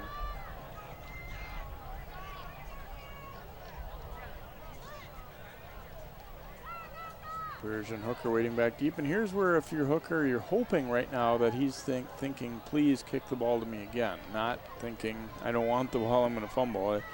And I'm sure he would like to atone for that last one. He's obviously made some very good plays tonight that helped them to that first half lead, especially that big punt return. So you take the good with the bad, you got to keep on coming back. And Meshuggah is not going to be the kicker this time. Jared Batchelor kicking it, and he kicks it and it bounces past Burge, then goes sideways a little bit, and he's going to watch it go out of bounds. So that ultimately is a good decision for him. That football doesn't always bounce the way you think it's going to, and a good decision ultimately there to not field that one. So a kick that was near the hash mark when it first landed ends up going out of bounds. Burge had to be really wondering there, though, is this ball actually going to go out or not? It kept taking little turns, but they'll get the ball at the 35-yard line. It ultimately turns out pretty well for Park Center, even when it looked like it wasn't going to.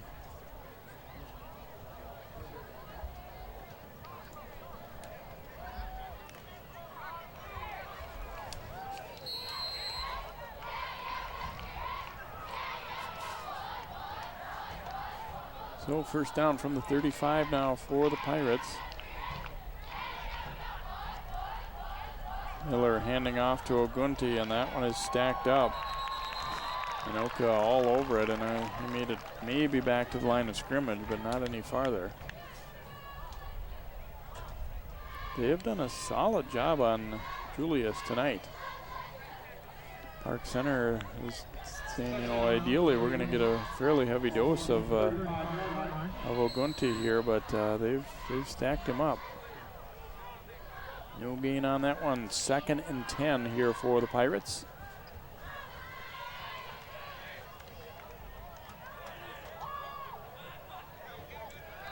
Miller dropping to throw, fires complete to Davis. Davis breaking away from a tackler.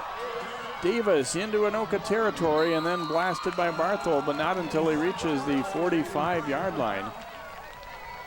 Pickup of 20 on the play for the Pirates. And there's what we talked about in the pregame. They hope to get Davis the ball out in a little space. You see, fights off 2 tackles right there.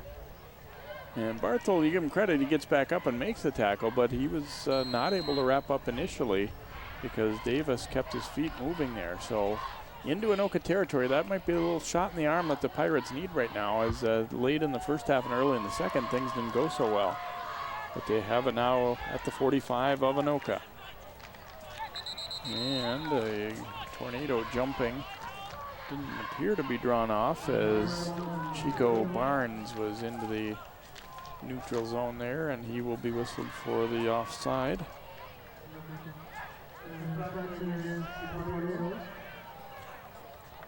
So 1st and 5 here for the Pirates. Anoka managed to avoid being penalized in that first half, so every little bit helps when you're the offense here. 1st and 5 really opens up when you can do a little bit of everything. Miller dropping to throw, fires, and way up and over the top there as he tried to connect there with Caleb Sink. So 2nd and 5 here for PC.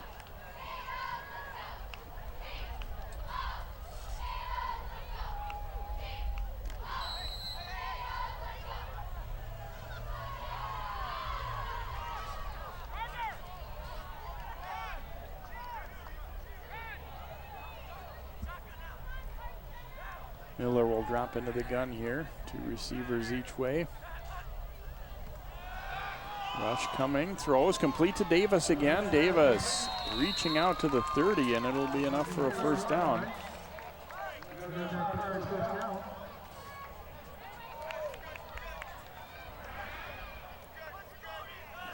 Another look, well thrown ball here by Miller, and Davis had a little cushion. Barthold held on tight, able to get him down, but he's at the 30-yard line, so exactly what Park Center needed here to get a nice drive going after Anoka had scored late in the first half and early in the second.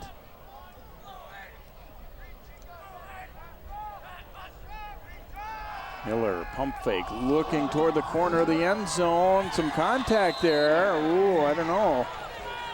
Sylvester seemed to reach out and grab Gorwar a little bit there, and no flag. Not so sure Anoka didn't get away with one right there. Watch as he throws this ball. See, may not be able to see it here, but it certainly appeared that, well, the ball probably still should have been caught, but yeah, he's got his arm outstretched there. It wasn't a tremendously hard pull, but I think it was enough that Pirates coaches and fans might have a little argument there that there could have been a flag pretty easily. As it is, it's a long incompletion, 2nd down and 10. Miller will go with the toss out to Ogunti, and blasted forward for a couple. Coming up to meet him there for Anoka was Putnam. Got a pair here. Ogunti was just going to lower the shoulder. He didn't have much room to go anywhere else, so got a couple. 3rd down and 8 coming up now for Park Center. A near miss on a penalty, a near miss on a completion there for Park Center, and try and go back. They've certainly shown that there's some possibilities there. Burge now in there in the slot to the left, and he'll come in motion. He was the touchdown maker earlier. Going to throw it back to him, and he's makes a nice cut. Adam Burge gets a block downfield, and he will have the 1st down and more. Knocked out of bounds at about the 14-yard line. Nice gainer there. Just got it to him out in the flat and let him make a move, and he was able to beat Barthold pretty easily there, and then got a nice block downfield, enough to get him some more yardage there, and the Pirates will have it at the 14, and got an injured Park Center player way out on the far side, and it's actually Burge, the receiver there. Could be a cramp situation, but it's hard to say for sure.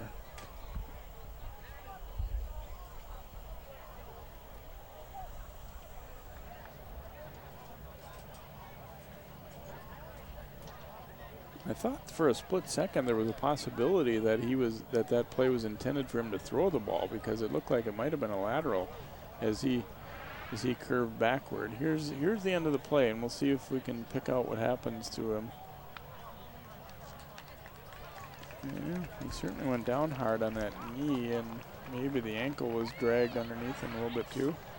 But he gets up and runs off pretty well, so it's possible that my first thought was accurate with a cramp.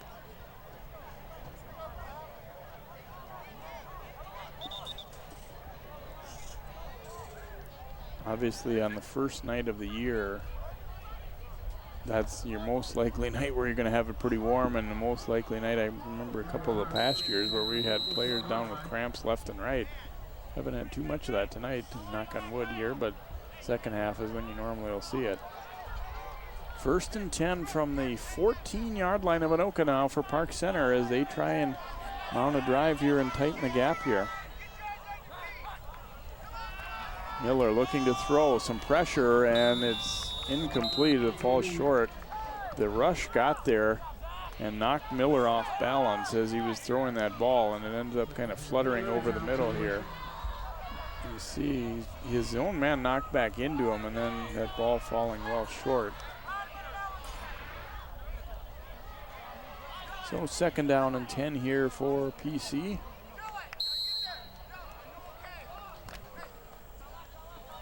A little under 8.5 to go here in this 3rd quarter. Really important drive here, I think, for Park Center. They had to lead much of the half, and then things didn't go well late in the 1st half, early 2nd, so Anoka has gone up by 2 touchdowns. And we're going to have a flag down before this one gets started.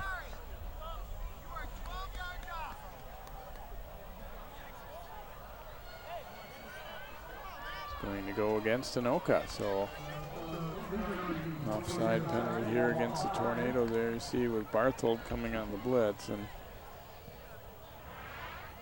kind of tried to anticipate the snap count, and it didn't work out, so it's a 5-yard penalty down inside the 10 now. It'll be 2nd down and 5 here for Park Center. It's kind of a big penalty there after they'd gotten the incompletion on 1st down with some pressure.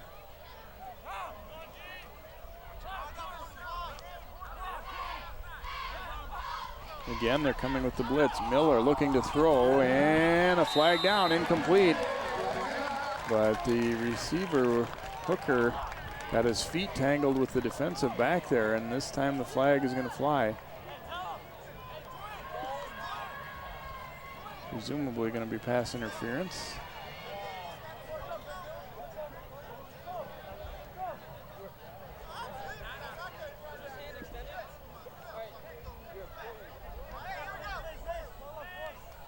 Yes, defensive pass interference against the Tornadoes. Another look as this ball comes out, and you'll see Sylvester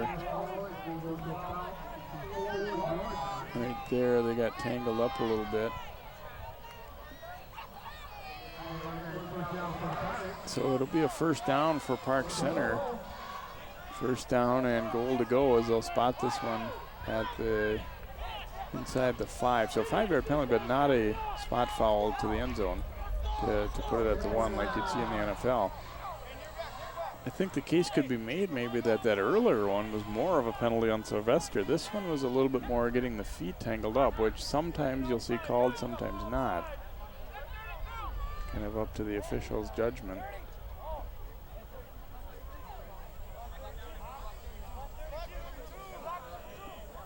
Official coming over,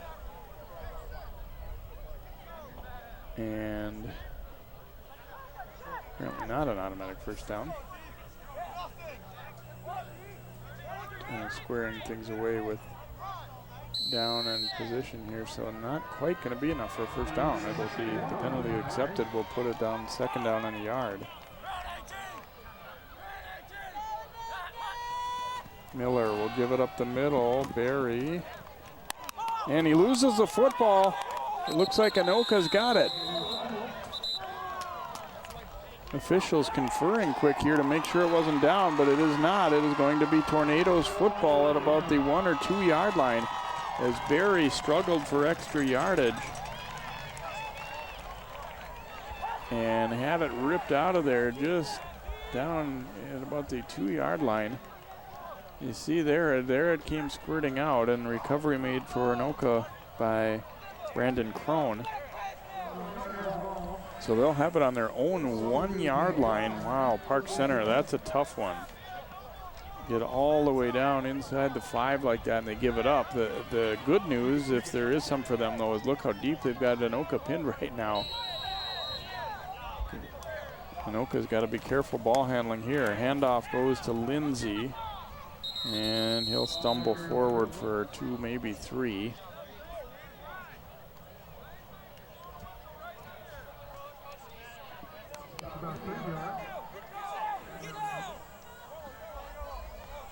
So the Tornadoes coming up forcing a big turnover here, but now they need to be careful with things themselves, while Park Center would love to take that ball right back.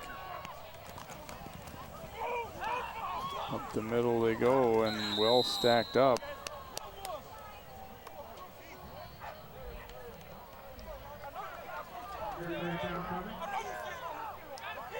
Carried by Rivera for Anoka, I believe, that time.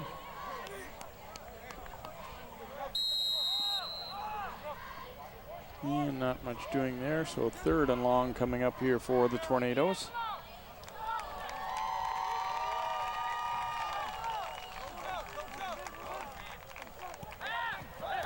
Bengtson rolling into his end zone, throws on the run, complete to Nicholas, and he's out over the 15 to the 16, and will have enough for a first down. Boy, that was a big one for Anoka. Get him a little bit of breathing room. Nicholas was wide open in the flat. Of course, the danger is there. You're rolling back into your own end zone. But they get the job done. So first down from the 16 now for the Tornadoes. Give to Lindsay on the sweep to the left. And met and dropped. Carter coming up to medium early there. He'll pick up about a yard is all on that play. Good support on the corner there by Garrett Carter.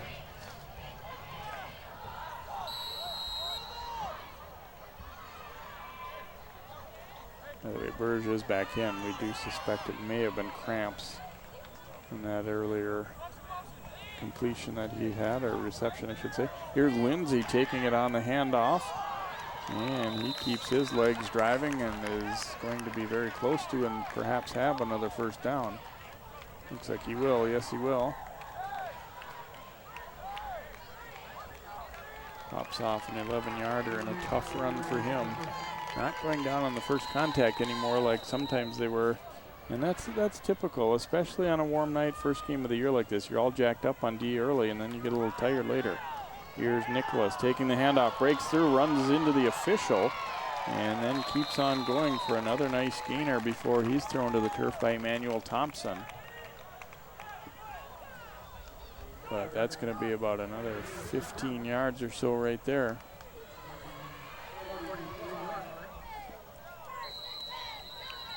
So Anoka, after recovering a fumble at inside their own 1-yard line, has now advanced the ball out close to midfield here, down about the 43. Trying to take back this momentum entirely here. Play action for Bengtson. Rush coming. Oh, he's hit as he throws. It's up for grabs and batted down by Adam Burge. As the rush got there, and Bengtson, I don't know if he could feel it coming, but from up here it was pretty easy to see that he was going to get hit. And that ball ended up fluttering because of it. Burge wanted the interception, which would have been nice, but still a strong defensive play, and obviously a strong defensive play at both ends of this here, because coming in and lowering the boom right there for the Pirates was Simba Morange. So 2nd down and 10 here for Anoka. Langston looking to throw again, and incomplete, and Perry and Burge collided hard. And Burge a little slow getting up, but he is back to his feet there. Little slant, and both guys kind of meeting at the football here. And solid blow delivered by Burge, although I'm not so sure that he didn't get the worst of that collision. 3rd down and 10. Bengtson will throw again, and I think the catch made, but obviously way short of the first down, as Perry had to go down to get to that ball. And it will bring up a 4th down for the Tornadoes. So presumably Anoka will boot this ball away here as Redmond on to punt. Hooker waiting back deep.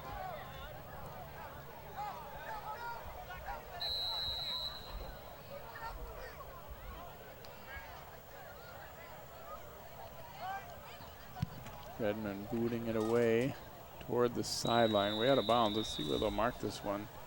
Where did it cross out? At about the 24-yard line. So Park Center will get the football back here after they get that stop. Maybe a little surprising that Anoka went to the air 3 times in a row after they'd run the football quite effectively to get out over their 40. And they end up giving the ball back on downs here as Park Center gets the ball back, a long field in front of them, but still down by 2 scores. Again, if you're just joining us, Park Center took the lead early or late in the first quarter, I should say. So they led 7-0 after 1, and then after Anoka scored to pull within 7-6, Park Center went back in front on an 87-yard pass play from Miller to Burge, and Anoka's now scored 3 TDs in a row, 2 late in the first half and then 1 early in the second. Snap is at Miller's feet. It takes a good bounce to him, though, and now flips out the pass, incomplete, looking for Davis. And tough to get a play accomplished when the snap is down there at your golden shoes there, although it did take a good bounce, and Miller gets up and says, well, I'm going to get hit anyway. I'll throw this out to Joe. If the circumstances were different, Davis actually was fairly open, but there just wasn't time to do anything but push that ball out there and hope for the best as he was about to be hit. 2nd down and 10 now for Park Center. Pump fake. Here's the throw, juggled and incomplete. Going for Tyshawn Brooks there. Another look at this ball here. It's up a little high, but it still probably should have been caught, but definitely was higher than he wanted, and Barthold was there ready to deliver a shot. So 3rd down and 10 coming for PC.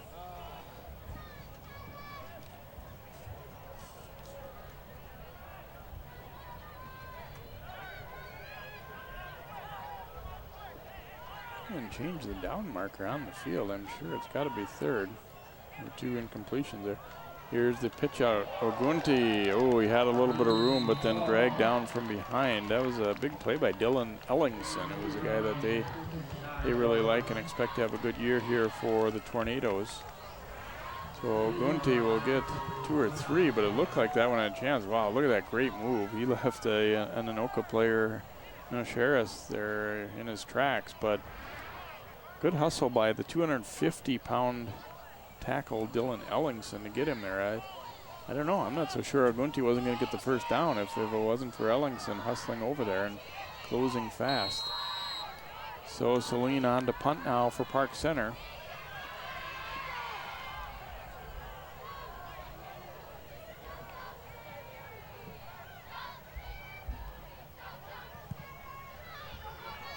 Low knuckleball, bobbled, and Park Center might have it here. Big scramble is on. See who's got this one. Pirates think they do. And sure enough, they recover it. Recovery by Terrence Howard. And so Anoka returns the favor that Park Center had earlier, fumbling a kick. You see, trying to just take it right off the turf there, and unable to really do it was Jared Batchelor. And then all the bodies scrambling for it, and Howard comes up with it. So Park Center gets the football right back in Anoka territory at the 46. Give us to Ogunti, and that one is going nowhere. He does not get back to the line. Great penetration by the Tornadoes. They're sending linebackers. They're coming aggressive, and there's too many to block there. Barthold and crew getting there and stuffing that one a couple yards short of the line of scrimmage.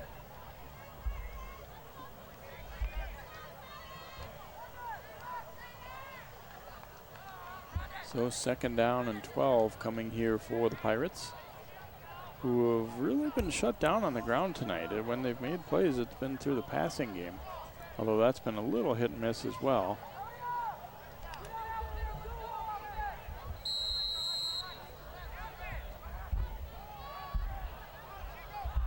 Miller with a couple receivers each way here.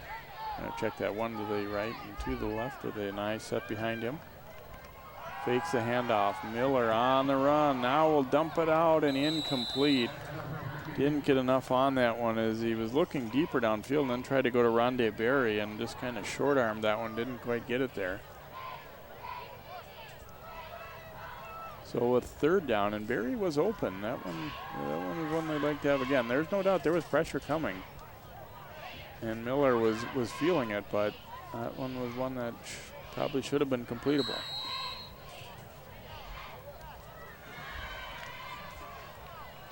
So third down and 12 coming up here for Park Center. Hate to squander an opportunity like this when you get the ball via the fumble recovery in Anoka's half of the field, albeit just barely into their half of the field. Now Miller looking to throw, wants to go deep down the sideline for Hooker, and it is incomplete. Pretty well defended back there by Putnam. On target throw, but he had never really broken open there as Putnam played this ball well. It's kind of a jump ball there, and both guys go up and fight for it, and it's incomplete.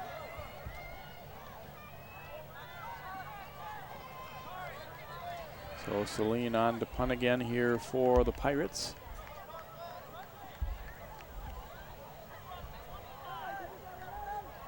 If they feel they do have a good fake, this might be a good time for it. You're at about midfield. You're down 2 touchdowns.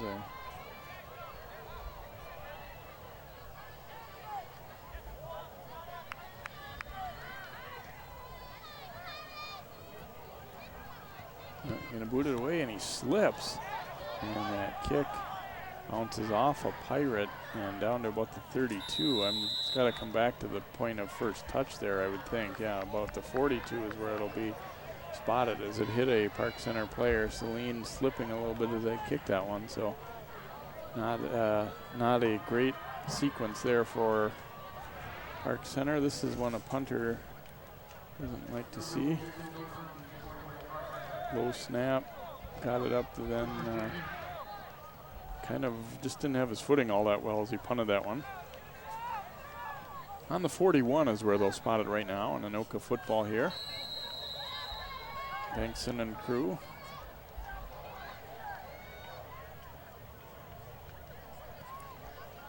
Hand off to Rivera up the middle, and he has a big gap. Rivera into the secondary before he's ridden down there by D'Angelo Wallman.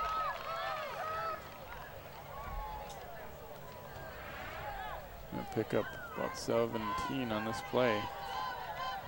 Rivera hasn't carried the ball too awful much yet. He did a little bit early, and then it had Sunderland in there at that fullback spot for a while, and now Anoka football here. 1st and 10 into Pirates territory at about the 42. Hand off the right side, and not much doing that time for Rivera. Short pickup, about a yard.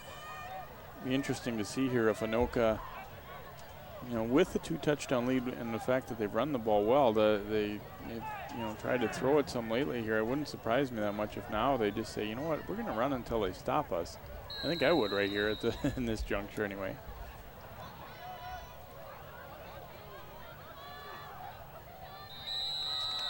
And we get a defensive player jumping. Let's see if there's any movement that caused it. I didn't see any, though. It looks like it's just going to be on the Pirates.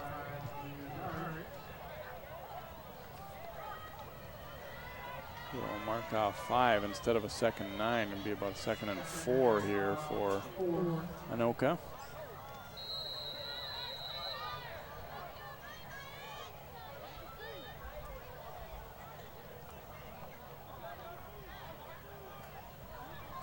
Lindsay takes it on the sweep to the left. And a flag flies as he is knocked down inside the 30 to about the 25. See where where it fell, you would expect probably an offensive penalty, but looks like there's going to be a holding call against the Tornadoes. So that'll wipe out what would have been a good gainer.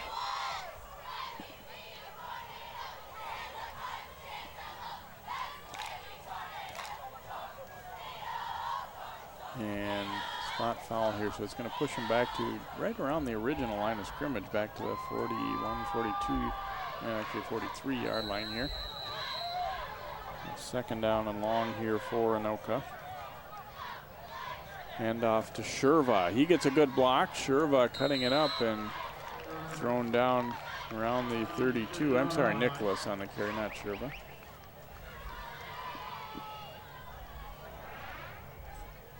Got about a dozen on this play. Good hustle to get to the outside there and track him down by Robert Johnson.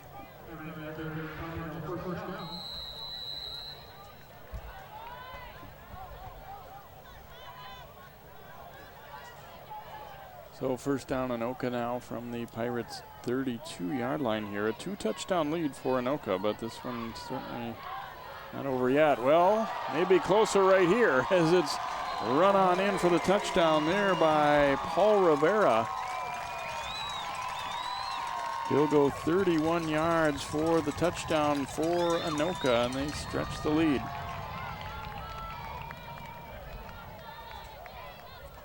Boy, the hole opened up big there as great blocks up front.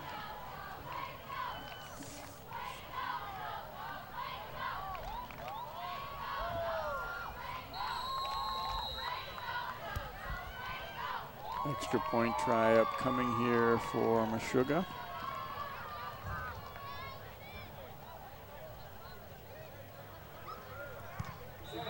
And his kick is up, and it is good. So late third quarter here, 57 seconds to go in the period, and Anoka's lead now grows to 34-13. See, Rivera was just barely touched. Even if this was two-hand touch, he would have been still good for a touchdown there, as they got a hand on him once or twice, but barely. Just well blocked, well executed. Anoka's really spread the wealth around here. Rivera's had some good carries. Lindsay has had, Nicholas. Yeah, Sunderland was in there earlier and did some good things up the middle as well. So it started out looking like it was going to be a lot different than last year. Anoka won 34-12 against PC last year. Now we're almost exactly at that score right now. Still time to go, but the trend not looking nearly as good as it did early for the home guys in green and gold.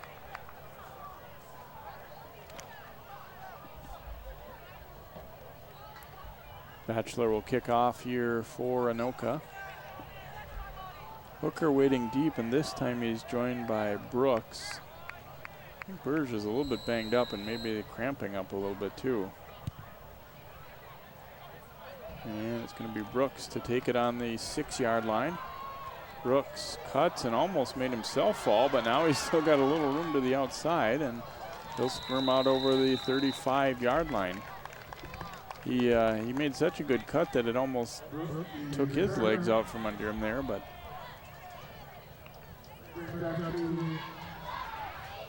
another look as he makes this cut right there. Oh, almost goes down, but kept his footing.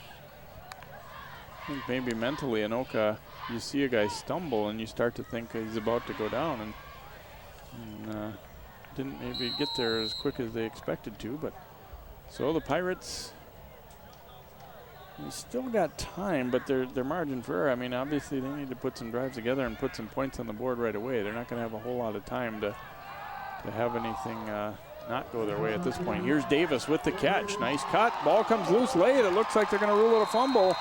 Scramble for it here, and Anoka's going to have it. Nice gainer, apparently, and then it's lost at the end and recovered by Enhouse. Get a look, here's the completion. Davis, a great move, but then right there is hit hard and fumbles it. Yeah, Steenhouse getting on it after the fumble forced by Nush Harris with the hard hit. He got the helmet right on the football. And turnover forced. So Anoka gets the football right back, right at midfield as they try and salt this one away. We're down inside of a minute to go in this third quarter.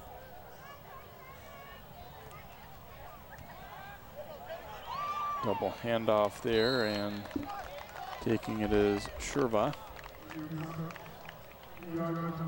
Sherva will pick up 3 or so on that one.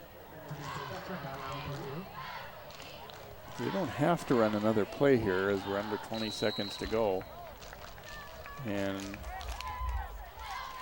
I don't know why they would here, really, but it looks like maybe they're going to.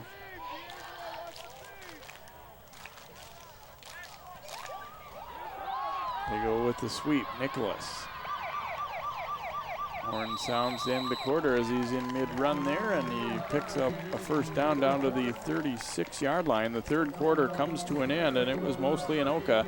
Tornadoes put 14 on the board. Our score after 3, 34-13 Anoka. The fourth quarter on the way here on 12 Sports.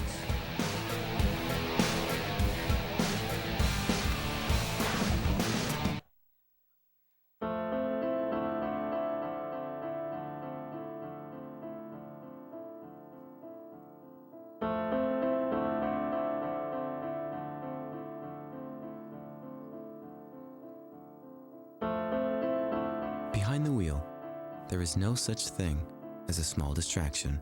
A public service reminder from the American Academy of Orthopedic Surgeons. Speak out against distracted driving at decidetodrive.org.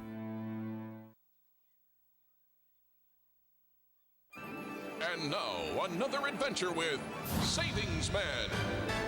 This is great. Every day should be like this. It will be when I retire in a few years. I've been planning and saving. Did you save for me? Well, this is unexpected. Where'd you come from? Out of the blue, just like an illness, an emergency, or That's enough, Mr. Unexpected. Savings Man.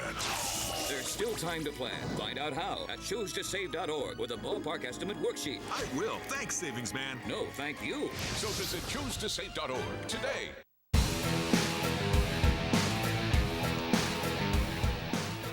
Very good start.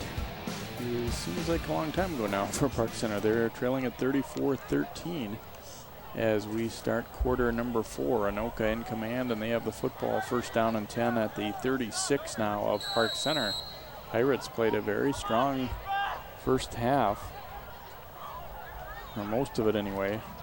Handoff here goes to Sherva. Sherva has a pretty good opening up the middle there, and won't quite have a first down, but he gets about 8 or 10. And again, that was mostly offensive line leading to that one. Sherva did a good job of following it. It's nice as a back when you can run that ball where it's designed and there's room to run. He just had to be patient and follow along, and that's exactly what happened.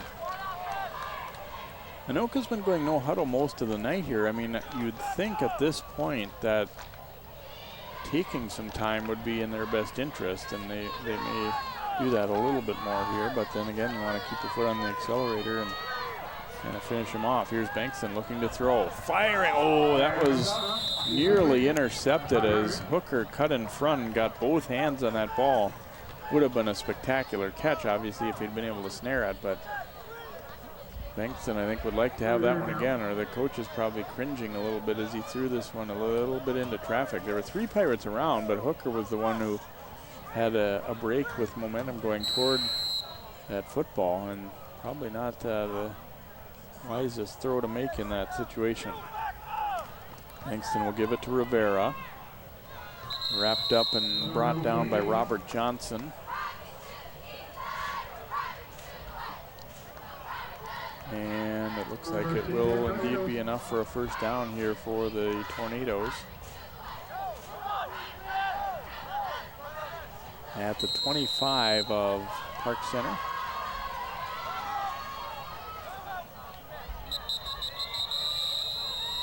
And I think we're going to have a timeout taken by Park Center right here.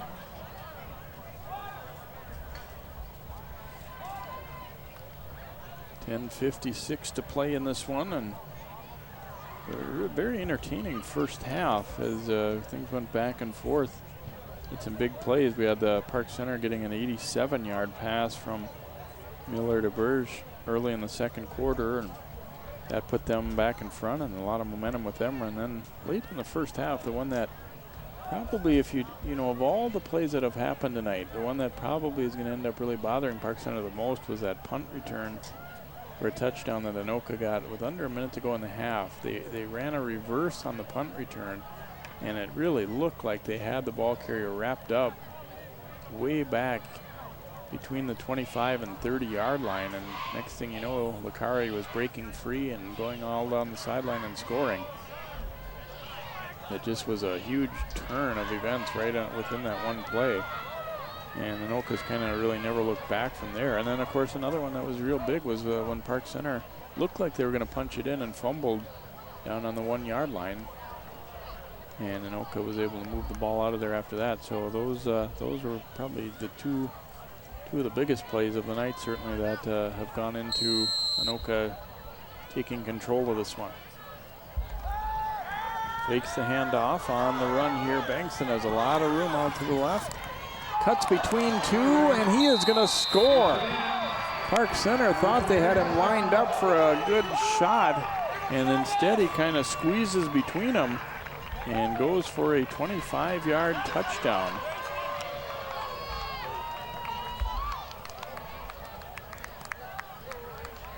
Bankston just made himself small there, squeezing between. It looked like Park Center's guys were all lined up to deliver a hard shot.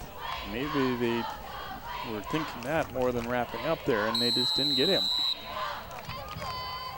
Sugar will come on to attempt the extra point here. His kick is up, and it is through. And with 10:45 to go here in the fourth quarter, it becomes 41-13 Tornadoes. Another look at it. Watch right here. There's two guys that seem like they're going to get him, and no. And you saw they tried to give him a shoulder block rather than wrap up. And that's what can happen. They thought they were going to really pound him here, and instead they hit each other, and into the end zone goes Anoka's QB. That's one where those guys aren't going to like watching the defensive film, because that's not the way they're taught to tackle, certainly. Early in the game, I thought, in fact I commented on it, I thought the Pirates tackled pretty well in that first quarter. They were making some open field one-on-one tackles. They were wrapping up, but they've had some later on that have not been quite so effective.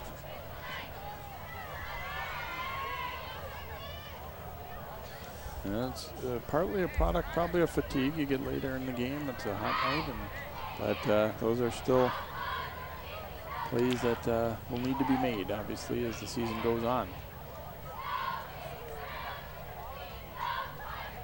Batchelor kicking off here for Anoka.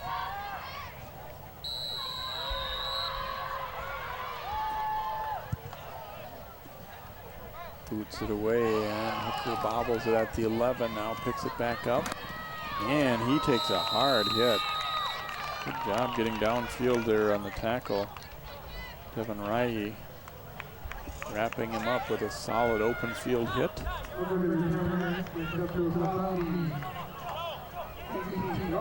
So Park Center will get the football back here at their 18.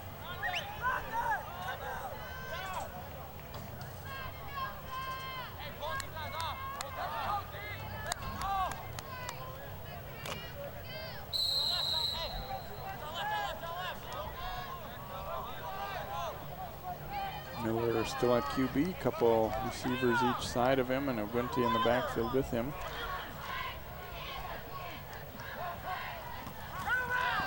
He'll throw, and incomplete.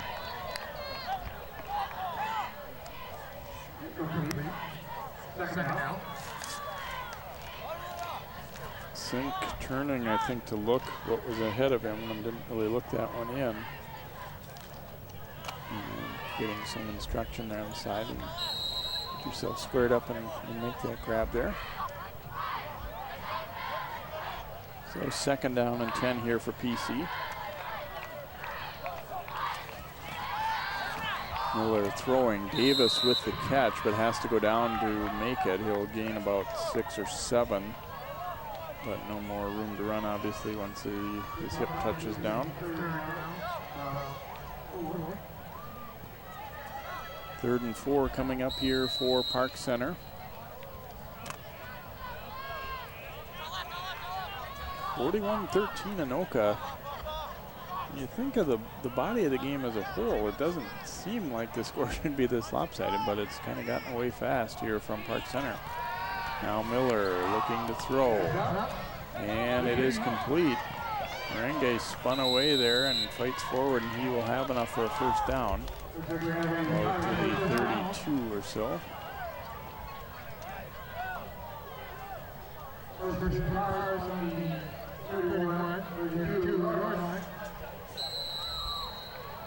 So Park Center gets a fresh set of downs, and you know, even though the score is what it is right now, you still wanna work on getting a crisp execution, get a good drive going.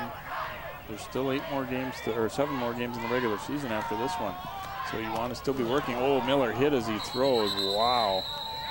Fortunate that one wasn't picked off, and fortunate he's going to get up. Zach Eenhouse got there and lowered the boom. And looks like his throwing hand is hurt a little bit. Watch this one. Eenhouse coming hard and high and puts his shoulder right in his chest and knocks him back. So 2nd down and 10. Pirates certainly have had trouble protecting tonight. Anoka's sent linebackers and gotten penetration from their front guys a little bit too, but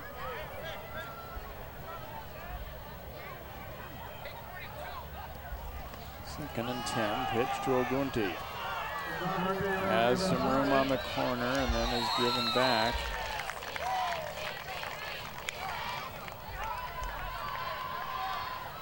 Got about 4 or so on this carry. Looked like there was quite a bit of room when this first started. You see a decent block out on the edge, but then pretty good finishing there as Sylvester able to wrap him up after Harris had gotten there first. So 3rd down and 6 coming here for Park Center.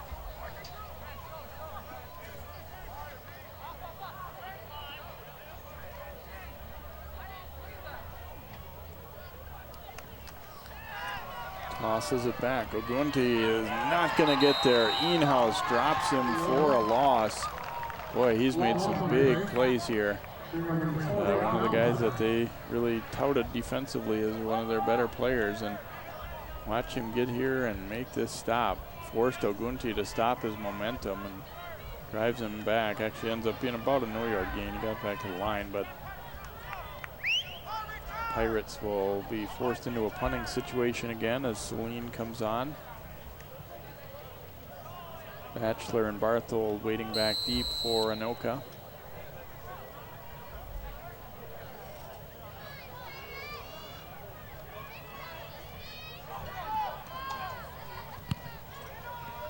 Celine's kick. Barthold will field it at the 42, and then he is blasted. Coming downfield to make the hit is Brandon Budnick. Might be one of those where they're going to talk to him about saying this was a fair catch situation for you here. I want to take a chance on coughing that ball up, and Budnick able to run him down.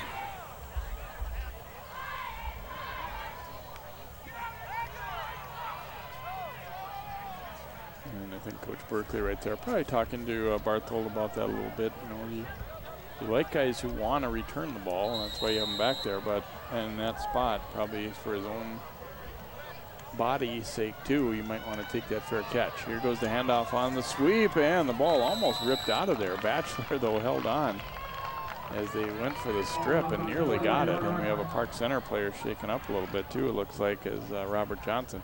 Watch them try to yank the ball free right there. Hooker nearly got it.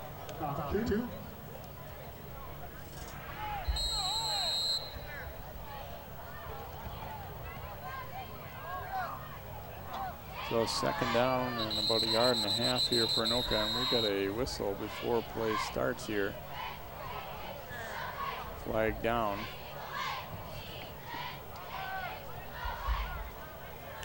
And it's going to be offside on the Pirates, so 1st down for Anoka.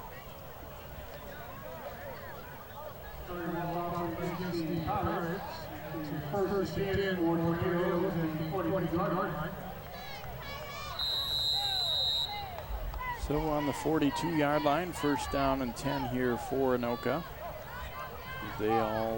Backs all look to the sideline for the play. We got a different quarterback in there now for Anoka. That's Riley Perry, who has been on the field in other situations earlier.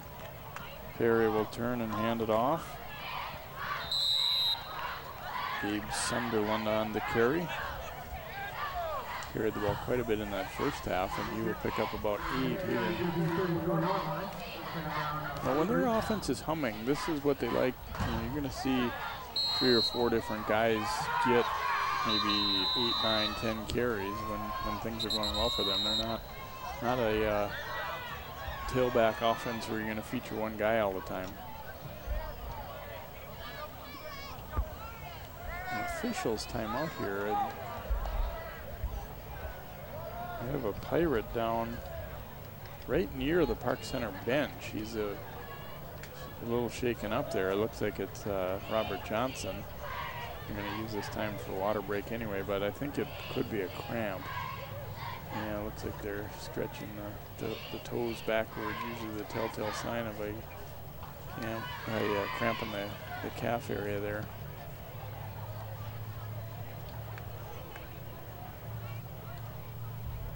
And cramps are a strange thing. If you've never had that happen, it hurts like mad at the time, and then it might just go away. You stretch a little bit, and 5 minutes later, you feel, or even less, you feel fine. But a lot of times they have a chance to recur a little bit if you haven't been hydrating through the evening, especially. But boy, all of a sudden your leg just locks up and that muscle tightens, and it hurts terribly. Second and a couple for the Tornadoes, so they get a chance to see their second QB get some valuable snaps here. Batchelor takes the handoff. Dragged down by Terrence Howard, who's made a lot of plays throughout the evening for Park Center, but it looks like it's going to be enough for the first down, and is for Batchelor and the Tornadoes. First down.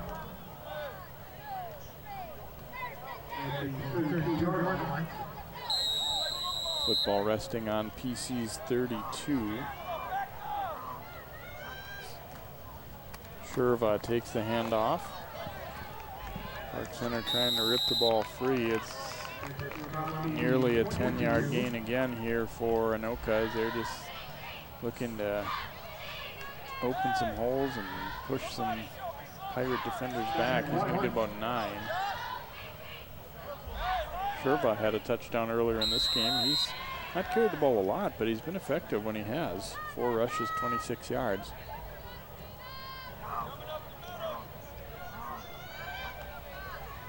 Riley fakes, looking to throw. Deep downfield and incomplete. Back there defensively was Emmanuel Thompson for PC.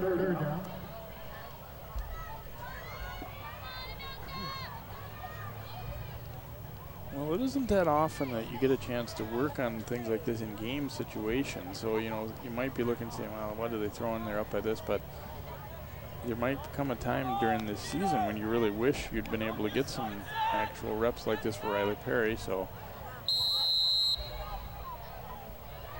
hard to fault Anoka in this situation here. 3rd and short. They'll go up the middle to Sunderland. He is met and dropped. It's going to be Howard making the play again for Park Center. And he did not get enough for the first down. So it will bring up a 4th down. More than likely they're just going to go for it here, I would think. Well, maybe not. No, they're looking field goal. Bringing the field goal kicker on. They say he's got a good leg, and he's going to attempt a 40-yarder, it appears here.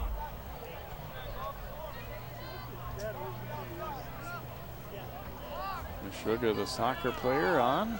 Good snap and hold. Here's his kick. Has enough leg, and it is good. That's a 40-yard field goal hole for Anoka's Travis Meshuggah.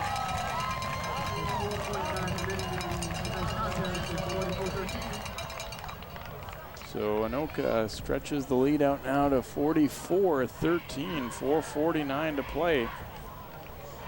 And showing off that leg right there. I have to admit, I wasn't really thinking even about the possibility of field goal on that spot, but they said, oh, we'll give it a shot. And puts it through.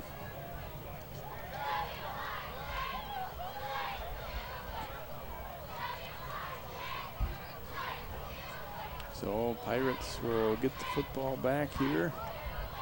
Down now by 31.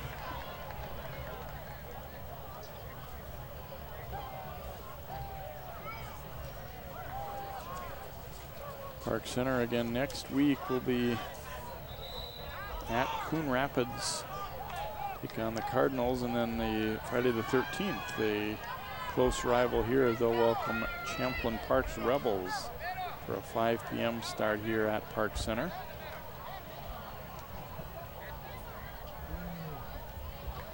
And we've got homecoming against Totino Grace on the 20th. That's a tough one for homecoming.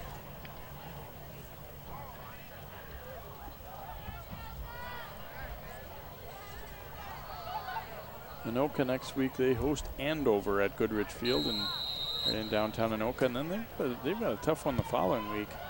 Thursday the 12th, they play at Wayzata. Here's Hooker on the return. Hooker loses it and recovered by Brooks. Hooker had that one knocked out and he just kind of kept running. I thought, am I seeing this right? Did the ball come out? And Hooker's got it out away from his body quite a bit and he just dropped it. And they're lucky they got that one back. So they'll get it at the 32-yard line. Hooker was frustrated himself, kind of tossed his helmet. I don't think the coaches were too happy with that, so he's doing a few push-ups on the sideline there.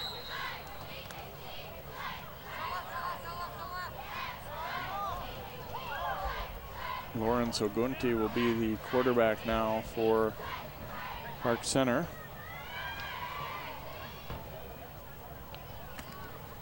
He's gonna tuck it and run and knock back. We do have a flag down on the play as well in the backfield. And they might have had an illegal formation, I believe, on the Pirates. Yeah, you'll see that happen when there have been a lot of substitutions too later in the game. So Lawrence Ogunti, the junior, 6 foot 155. And a called run, it looked like on that last one as he took off right away.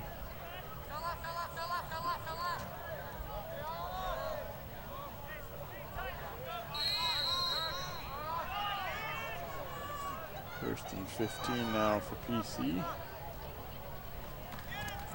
And handoff up the middle and not much doing there.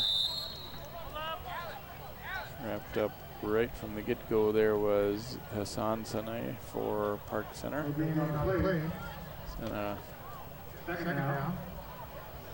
Yeah, maybe got a yard perhaps at the most there.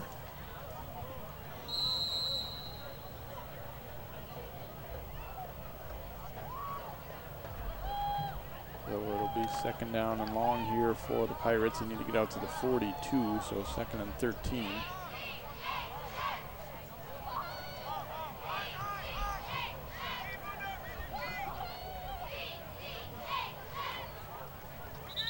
And early movement there. And considering that 2 or 3 guys went at once, I'm thinking that this might have been on the center with a little late snap. Either that or a couple, 2, 3 other guys were all wrong, which could be the case, certainly. Second is about 19.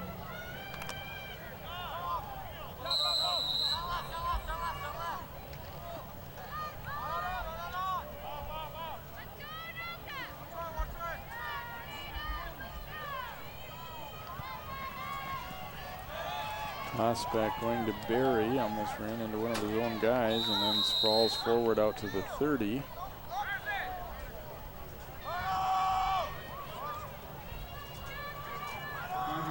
Barry's kind of one of those bowling ball looking guys, 5'6", 190. Not a guy that you're really that eager to tackle. He's built pretty strong.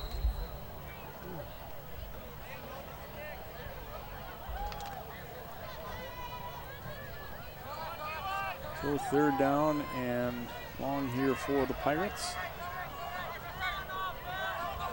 3rd and a dozen here as they try and convert.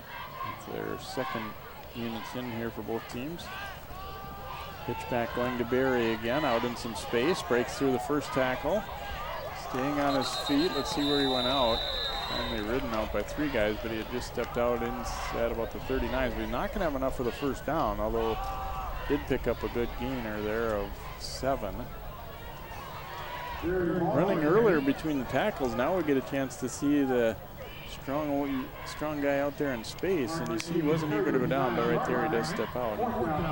It took 3 guys to drag him down, and obviously in this spot for Park Center, no reason not to go for it and see if you can't keep your drive alive here.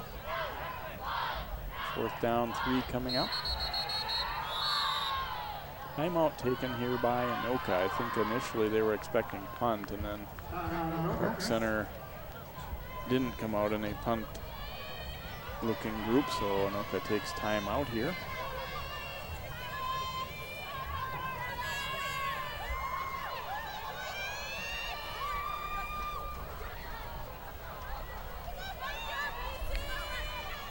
Well, a game that the final score is going to turn out to be pretty lopsided, although it really was a very entertaining and close ball game through the first half for sure, and then a little bit beyond. And in some ways a little bit of a head scratcher how it got away so quickly from Park Center, but you give Anoka credit. They made the plays that they needed to be made, and they were removing the ball effectively, pretty much throughout the night, even when they were behind, and that kind of continued. But also some big plays went their way. Recovering a fumble deep in their own territory was certainly one of them, and obviously that punt return for touchdown was huge. So 4th down and 3 here for Park Center as they try and keep this drive alive. Pitch back. Barry will get the first down. And ball comes loose late, but officials saying nope, down already. And Barry will have enough for that first down for PC.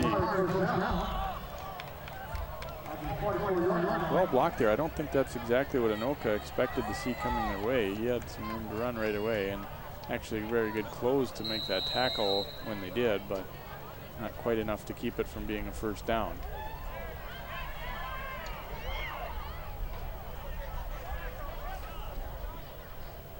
So 2:15 to go and counting here as Park Center gets a fresh set of downs.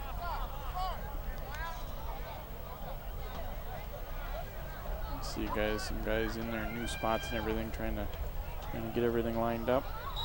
And the delay of game, I think, is going to be called here. It's with the score and all, I know the officials would rather not call that. They're going to give them the benefit of the doubt if they get it, if they're getting up there and looking like they're going to snap, but it just took too long to get everybody lined up there. You could see a couple guys weren't sure where they're supposed to be, and at that point, you do have to follow the rules, even in a game that's pretty lopsided. So they march off 5 on them.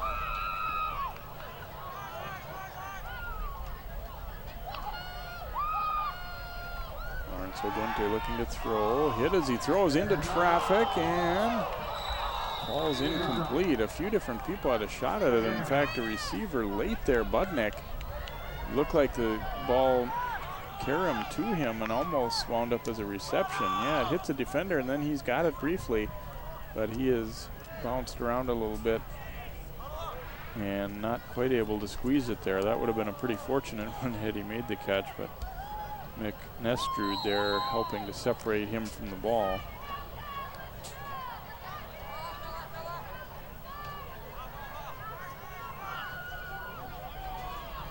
So 2nd and 15 here for Park Center. Oops, we had movement early in the backfield as the up back, Hassan Sana, moving forward a little bit at the snap. In Canada, that one might have been okay, but he is whistled down here.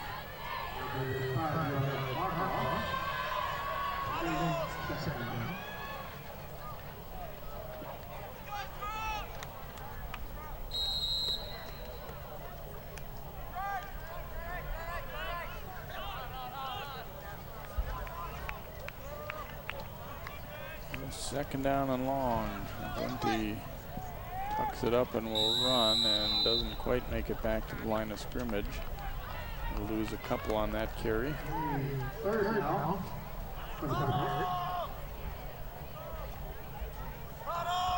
So 3rd and long as we go under a minute and a half to play here in the contest.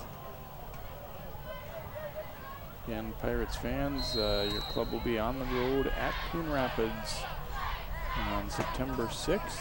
Coon Rapids, a team that's been struggling the last couple of years. I mean, that in theory probably a winnable game. And then Champlain Park comes over here the following week to Park Center. There's Barry on the carry. Got good yardage, but obviously still way short of the first down. He crossed the first set of marker there.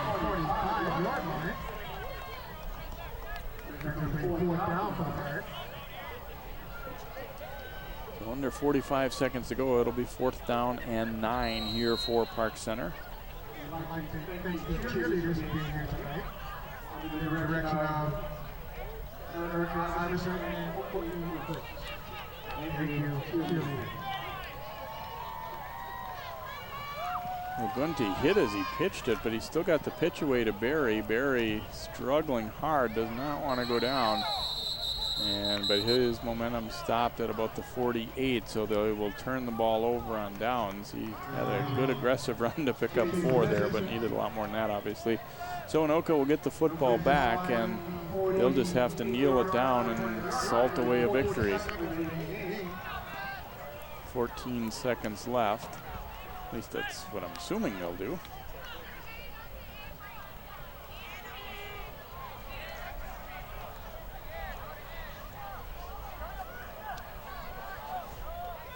Ryan Krug getting in there to get a snap here for the Tornadoes.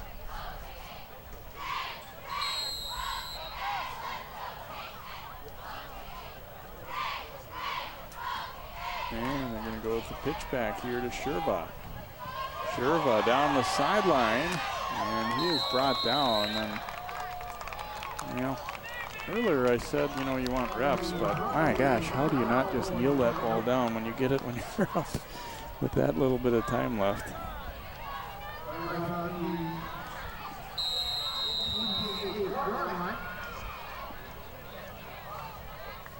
And the clock's going to tick down to 0 before they can try and run another play there. So Anoka pulls away after Park Center had played a very strong first half.